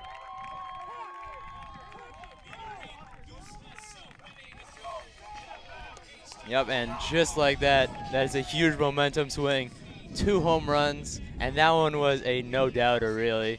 Off the bat, Jumbo's dugout was pretty excited. They were sure it was gone, and just like that, it's a tie game. Excess of 379 feet potentially. Yeah, right over the 379 line, so approaching 385, 390.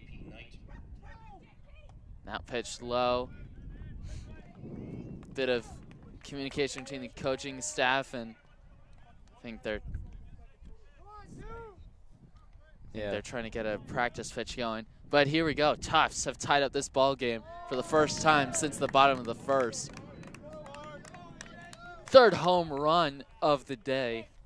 That's 2 by Jumbo's players. It was his first hit as well.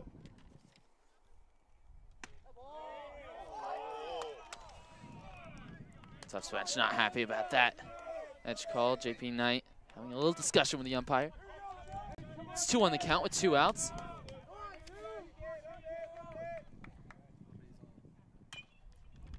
That one fouled, so 2, 2, and 2 for the number 2. A lot of 2s. That's right.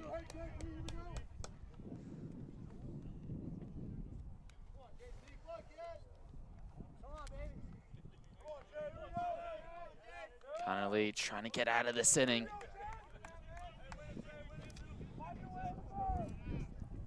Yeah, but it hasn't seemed like that bad of an inning, but just 2 pitches that were left too much over the plate that Jumbos have turned on. There's the pitch, it's low. Once again, we have that full count. Yeah, and I really think Lee, his strength so far this game has just been his speed. He's been blowing it past a lot of guys just down the middle. But what that means is that when you make contact, he's usually going to go far. There's the pitch. It seemed a little high. He was swinging on it at JP Knight. Yep. Fouls it back. Yep, that might have been ball 4, but when you're, at full count, you got to be fighting off all the pitchers near the strike zone. And he just makes contact to stay alive. Another payoff pitch coming now. So here we go. Can he keep the inning going? Could Tufts potentially take the lead for the first time? It's called a strike. So Lee is able to get out of this inning, but not before Tufts had 2 home runs. So now it's a tied ball game, 4-4 going in to the top of the 6th.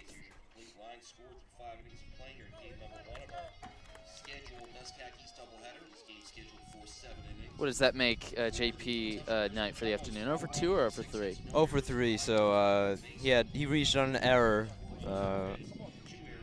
back in the first, but so that goes as an 0 for 1. And tough call there. Certainly the bench coach for Tufts was not too happy about that one, but importantly, it's a tie game, 2 innings left, and who knows, maybe more than 2 innings left.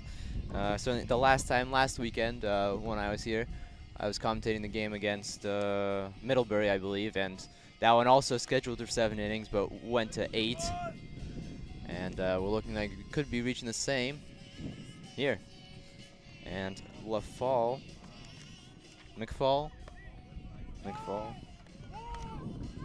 excuse me, is coming back out onto the mound as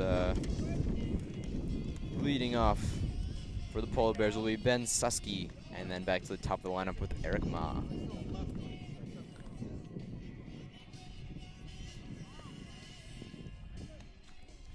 So McFall still in there.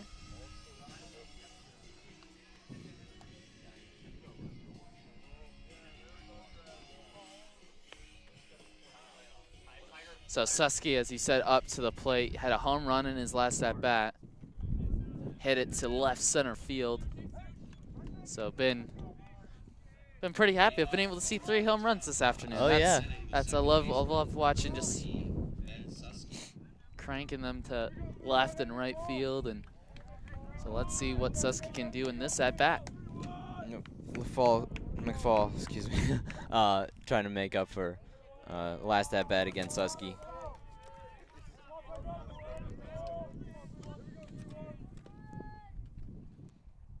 That pitch.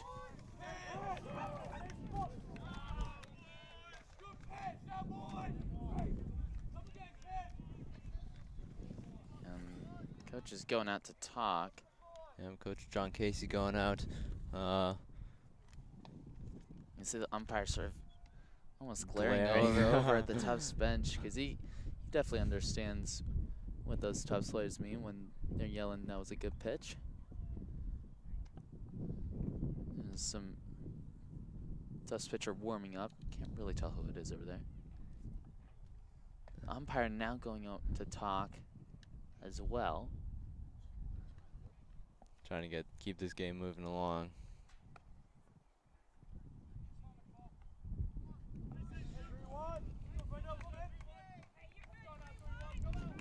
I believe, my eyesight isn't that good, but I believe it's Aiden Tucker, number 27, who's warming up in the pen right now. So it's 1 the count, I believe. Yep, that one was called the ball. Scoreboard operator's a little behind, but hey. That pitch is out. Yep, that was So it stayed in. just fair. Good job that DiMaria was able to collect that ball. Yep. He bobbled it for a second, but managed to hold on. And I think a few people were a little unsure. The first baseman made the fair call, but it wasn't very loud. And DiMaria, being in front of him, didn't see it. So you got to make sure you finish out the play, and good job for him that he did. So that puts Susky at 1 for 2 on the day. That's right. And so now we have Eric Ma up to the plate. Ma, 2 for 3. That's right. 2 singles. And McFall gets that strike 1.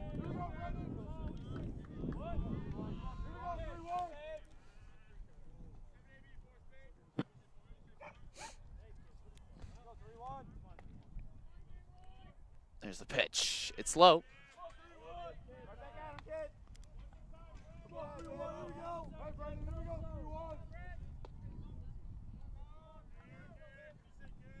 One ball, 1 strike, 1 out. To Eric Ma.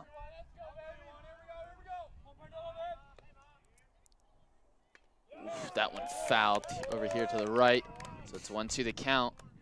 Yeah, that was nice off speed. Made sure Ma was out in front of it. Only managed to get the tip of the bat onto the ball.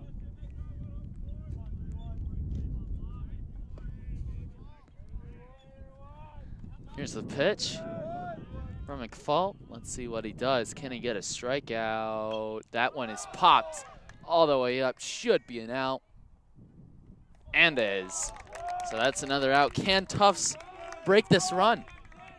Can they break the run and finally get a 1-2-3? Yeah, they certainly have a chance. 2 batters now have been retired in a row. And in fact, I don't know about the first game, but in this game, all 5 leadoff batters got on base. So wow. We've already gotten over that hump. The leadoff batter, Susky, was retired. So now we got Gideon Murphy. It's 0 for 2 on the day, I believe. Yep. Gideon Murphy, who came into the game after and that one is nearly fair on that left field side. And since there's so much space, I think that in the end that'd probably have been a single. Yeah. More likely. Santos Acampo was quick. He would have been able to get there. Yep. Good swing there. Swinging on the first pitch. It's often a good one. Just a little bit out in front of it, though. Oof, that was thrown with a lot of power, but low, so it's 1-1 the count. Fall has 2 strikeouts on the day. For a third.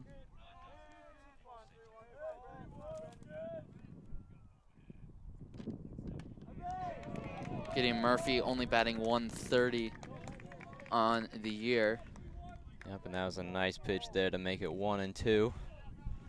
Here's the chance to do a nice 1-2-3. It would really show that the momentum start to be shifting in the favor of the Jumbos. It's low. Gideon Murphy, smart on that pitch. Not chasing. So we once again have that classic 2-2-2. It's the number 13 versus the number 31.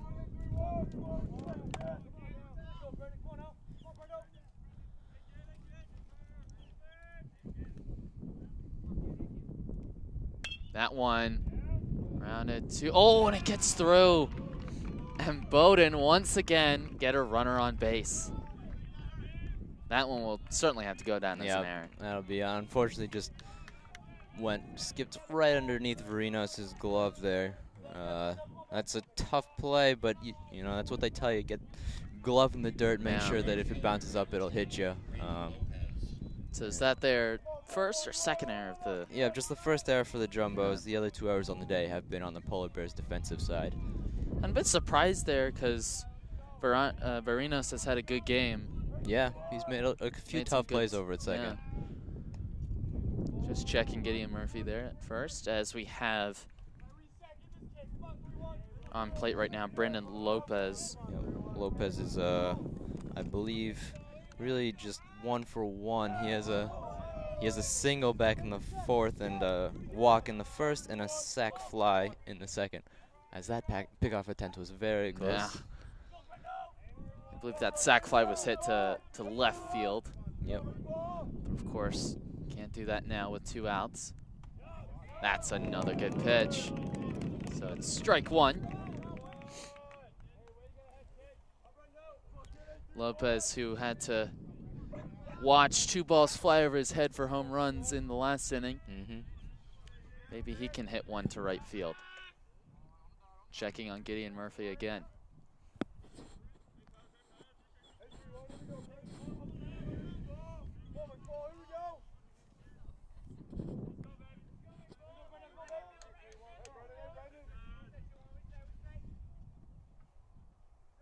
He's going. Well, Gideon Murphy gets there, but there was a swing, so it's 0-2 the count. And if they're able to get that out, the advanced base won't matter. But I think the Polar Bears have done a good job of advancing runners. Yeah, there have been a few stolen bases now. In fact, that's actually Gideon Murphy's first on the season. But yeah, there have been a few others, including one from Eric Ma and one from Will Hoyt just last inning. Murphy dancing. There's the pitch. It's low, so it makes it 1-2 the count. Yeah, and I wonder if that last one was actually a hit and run call, since Lopez did have a bit of an awkward swinging at a bit of a high pitch on the stolen base attempt. You have to feel, though, if Lopez gets good contact on this, get a single, it would potentially bring home the run. Oh, but he was completely in front of that. And that is strike 3. Tufts in the side. And for the first time in the game, they go into hitting with a score tie. That's right, and that's another, indicator that perhaps the momentum is looking good for the Jumbos. Big strikeout there and a great off-speed pitch that managed to get Lopez swinging. I believe that puts Lopez at 1 for 2 on the day. Yep. And yeah, so coming up in the bottom of the 6th will be the bottom third of the order for the Jumbos. Ryan Day, Harrison Frickman, and Will Shackelford, who are combined 0 for 6 so far. Well, they'll look to try and change that here in the bottom of the 6th. And it looks like we will have a new pitcher for Bowdoin. Colby Lewis, the junior from Franklin, Massachusetts, is out there warming up, so that ends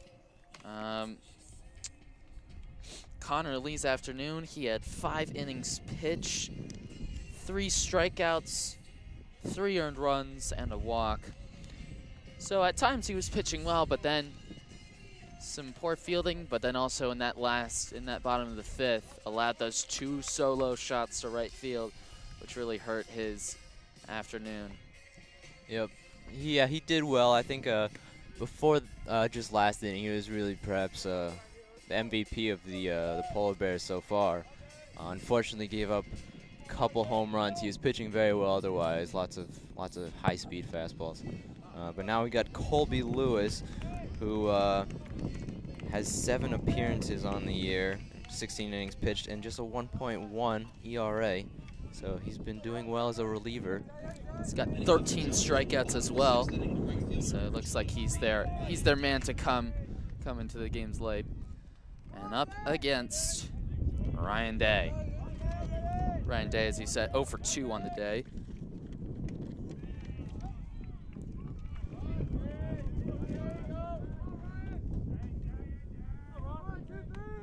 Ryan Day coming into this game, though, was batting .323.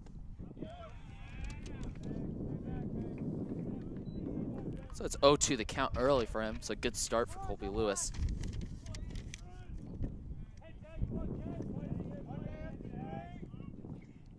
There's the pitch. Oof, that one was high. Good snag by Colby Jonkus, catcher. So it's 1-2 the count. Low. Ryan Day working his way back into this at bat. It's 2-2.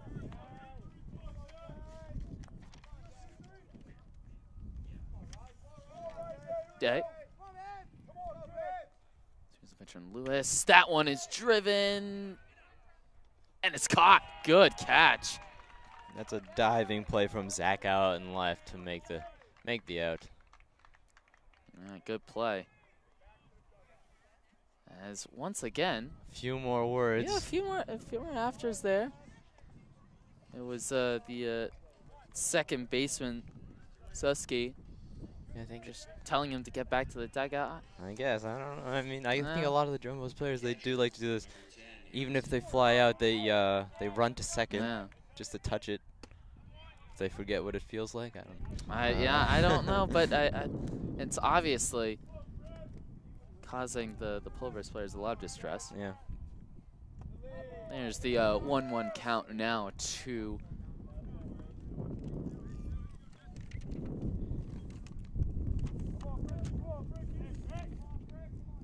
the catcher, Harrison Frickman. There's the pitch. Oh, got him swinging. 0-2 the count.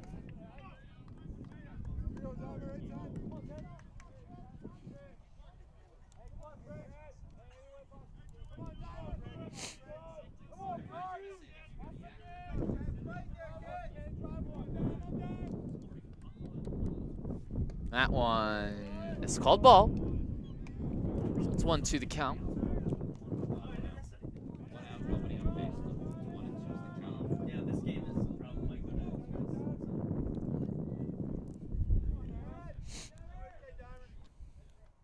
That one low.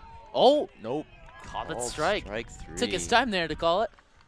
But that is strike 3, so a really good start from Colby Lewis. So that puts Frickman at over 3 on the day, and now we have the final hitter of the Tufts lineup, Will Shackelford, who's 0 for 2 on the day. Yep, he reached on an error back in the 4th, but he is 0 for 2. And if he does get out, it would still set up a very good lineup for Tufts to end the game. In the bottom of the 7th, they would have Barinos, Mills, who of course had that home run, and Sanchez Ocampo. I believe Shackelford got on base. It was on an error last at bat.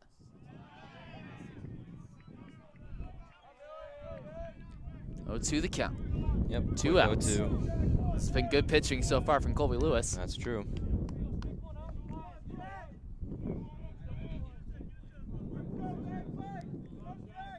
It's the pitch. Just outside, perhaps? Called ball.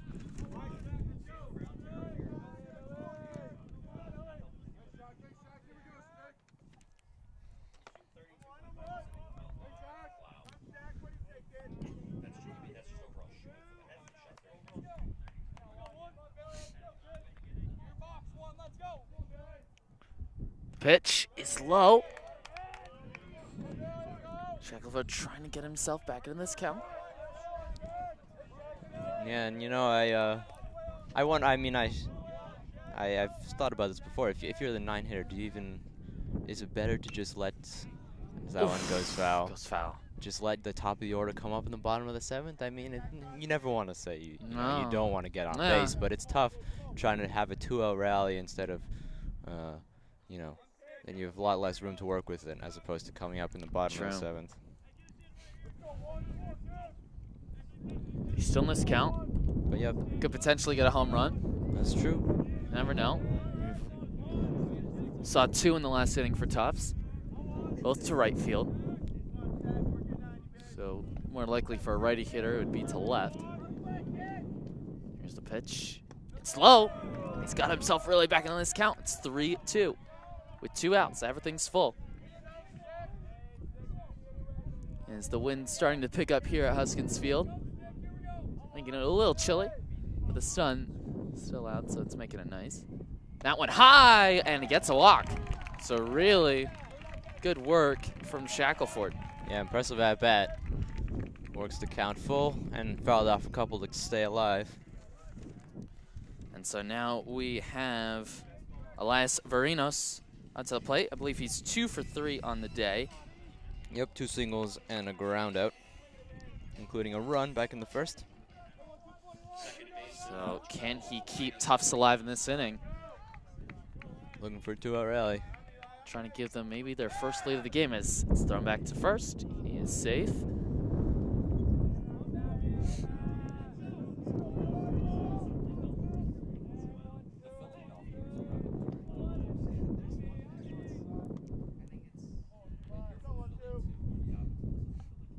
That one is cranked to right center field. Oh, and he wasn't able to get the catch. The run will score. It'll be a triple, and Tufts take the lead in the bottom of the 6th, 5-4. A diving attempt from Brandon Lopez out and right, and it just glanced off his glove. That's a tough break for him. It will go down as a hit since that's an incredibly tough play. But what that means for the Jumbos is that they have taken the lead, and the 2-out rally, who am I to say that they should just get him out? Of course, anytime you get on base, you want it, and that's a triple that scores the run for Elias Varinos. Great hitting from him. Hit it in a good spot in right center field, and now he brings up Justin Mills, who of course had a solo shot in the last inning. That one low. So Tufts take the lead for the first time, and at what a point as well. Oh yeah. Because, as we said, this is a 7-inning ball game.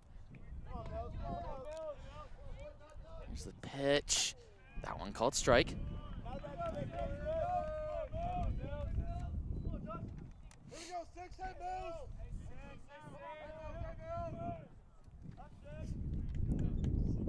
Mills 2 for 3 on the day. That one just stopped there by Junkus.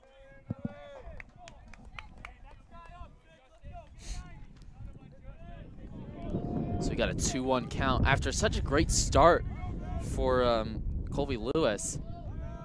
Yeah, got the first 2 batters, and then that one swing and a miss, so it goes to 2-2 the count. Yeah, I think foul tipped, but stayed in the glove of the catcher Junkus.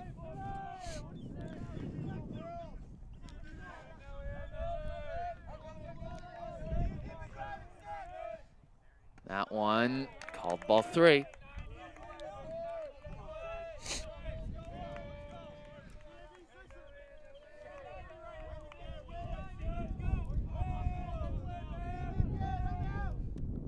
Low, and it's ball 4. And after a strong start from Colby Lewis in this inning with 2 straight outs, Tufts suddenly have runners on the corners and have a 5-4 lead.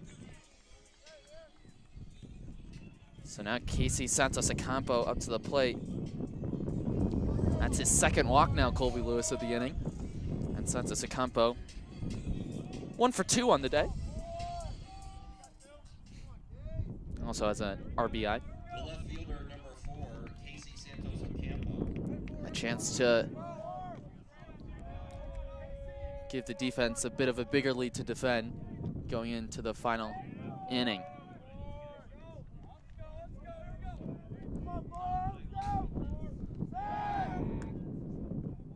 Comfortably back to first in time there. Justin Mills.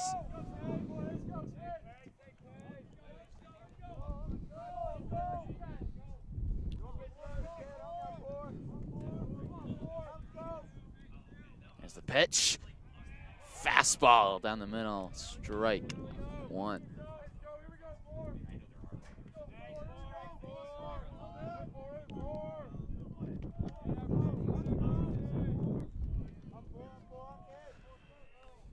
See, here's the 0-1 count.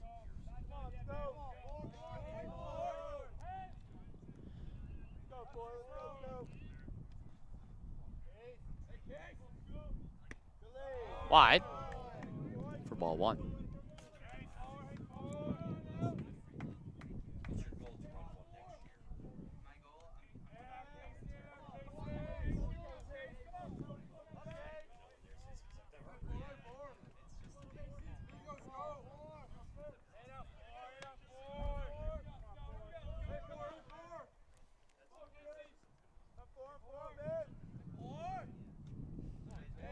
There's the pitch. That one is fouled off to the right.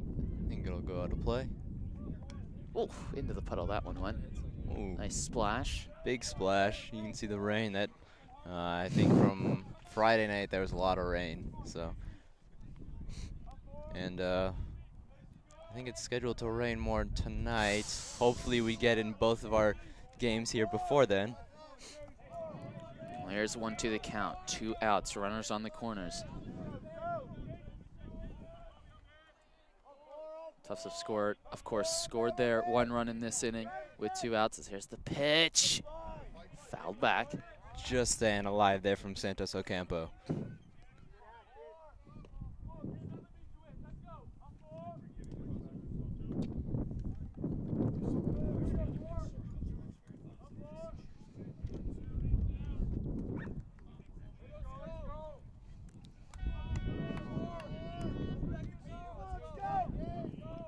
1-2 count still. Still an insurance run, a big insurance run, just 90 feet away. That one again fouled back, so the at-bat continues for Santos Ocampo. Sure does. Varinos wanting to get home there on third base. It's his 1-run triple at the moment that could potentially be the winning hit for Tufts, but Santos Ocampo could add on to that lead.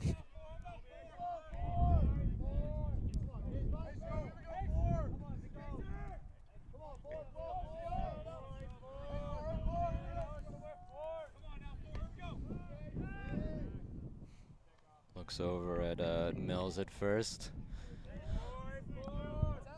But I mean, if I'm Colby Lewis, you know, at least if I'm on the Polar Bears bench, I'm saying, you know, just work on the runner. Sorry, work on the batter. Just need 1 more strike. Don't worry about the runners. If you can get this out, we can get back into the top of the 7th. But another throw over. Still a little bit worried.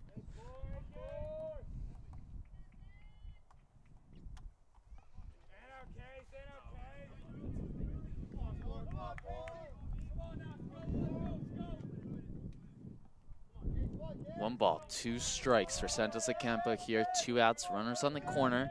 It's 5-4 Tufts at the moment. That one is fouled up. Will stay in play. Over there is And Will it's Hoyt. caught. So, Tufts take the lead for the first time in this game. It was a 1-run triple from Elias Varinos, hit to right center field. That was nearly caught by Lopez, but just out of his reach. And now Tufts have the chance to win this game here in the top of the 7th. Yep, and coming into close will be Aiden Tucker, another freshman. He has 8 appearances on this season, and he's 3-0 with a save with 21 innings pitched. And since they taken the lead down in the bottom of the 6th, he will be the one that they put their trust in to get the final 3 outs in the top of the 7th. And I believe, would it go down as a win for him or a save for him if he gets it here? This would be a save since he didn't enter here. He didn't enter until just this inning, so the pitcher of record when the Jumbos took the lead back in the last inning would still have been McFall. And that would be Brandon McFall, who finishes his afternoon with 5 innings pitched, 3 strikeouts, 1 earned run on a home run, I believe. Yep, from Susky. From Susky. It was hit to the 3-6-7 marker out there in left center field. Also had 2 walks, but he had some good pitching as well, so I think a solid outing from Brandon McFall. But here's a chance for Aiden Tucker, a first year from New Jersey. As the Game of Thrones theme plays over the loudspeakers, you know, shows the tension, you know, 1-run game going into the final inning. Plus Game of Thrones is on tonight? Is that? I, I think don't so. watch, Yeah, but I me think neither. it's Me like neither. new season. Yeah, I don't know. See, I don't- who knows? I don't Who know. knows? I'm not in the loop. I've got other shows to watch. But as we're looking quickly at the stats for Aiden Tucker coming into this with a 6.0 ERA, so not great, but his record is 3-0. Yep, I believe the last game a week ago against Middlebury, he came in that one, and he gave up a couple runs, but he ended up with the win because the bats for the Jumbos came alive. But for Bowdoin, the last hope will be Brendan O'Neill, the DH, followed by Jack Wilhoit and Austin Zachow. They'll need one run to force a bottom of the 7th. So how is Brendan O'Neill doing today? O'Neill is 0 for 3 on the day with a couple groundouts and a flyout in the first. And Tucker starts great with a strong strike 1.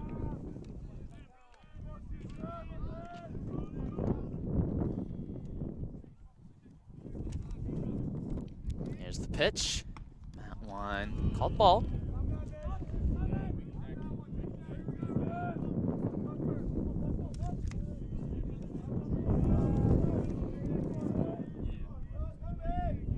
So Brendan O'Neill.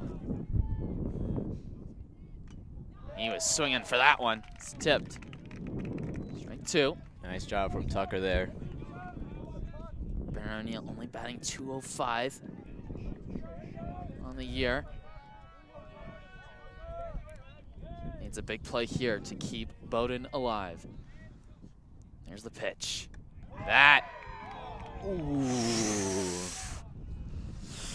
That was close. That's called ball. Believe it's 2-2 the count, but yeah, 2-2 the count, says the umpire. Here's the pitch. That one's a little bit high. So it's full count to start for Brendan O'Neill. Tufts have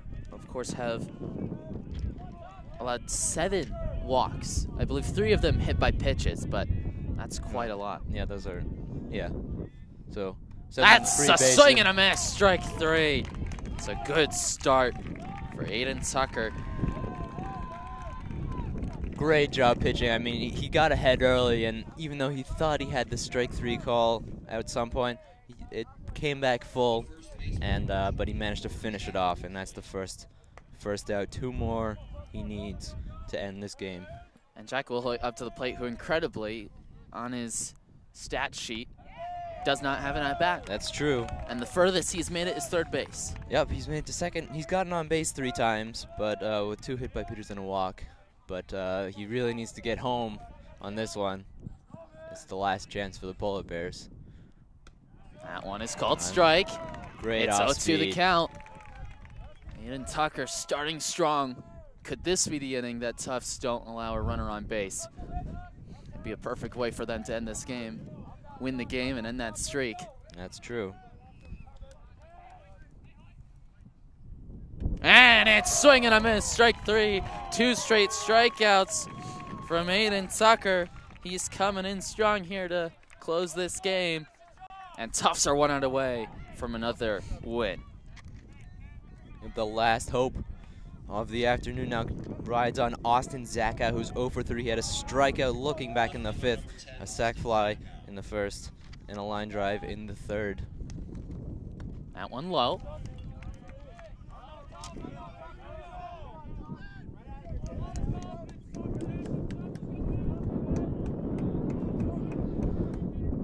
Bowdoin's last run coming in the 4th inning. It was a home run. They could use with a home run here. That one driven to center field. It's caught, and this ball game is over. Tufts secure the win, 5-4. Yep, absolutely great job there from Tufts to come back. I mean, they didn't have the lead at all until the 6th inning, but importantly, they kept it close. You know, they gave up 2 runs in the top of the 1st, but they got them right back in the bottom. And even though they were down 4-2 for a bit, they came back and took the lead with a triple from Verinos in the 6th. But personally, I would say the MVP of that game is really Brendan McFall. Pitching as a freshman, he only had 1 inning of experience coming into this game, but he had 5 great innings, just gave up the 1 run, 1 earned run for him, and he will get the win on the day. And another close game. Bowdoin came very close yesterday, and they did again today. Had a lead for a lot of the game, but Tufts pulls it out. Well, thanks so much for tuning in to this JumboCast. Apologies for those technical difficulties that happened during the 3rd inning, but it's a Tufts win here, 5-4 versus the Bowdoin Polar Bears. I'm Lucas Pyle, joined by Daniel Mahoney. Thanks for tuning in, and make sure to tune in 30 minutes or so for the next game. Take care.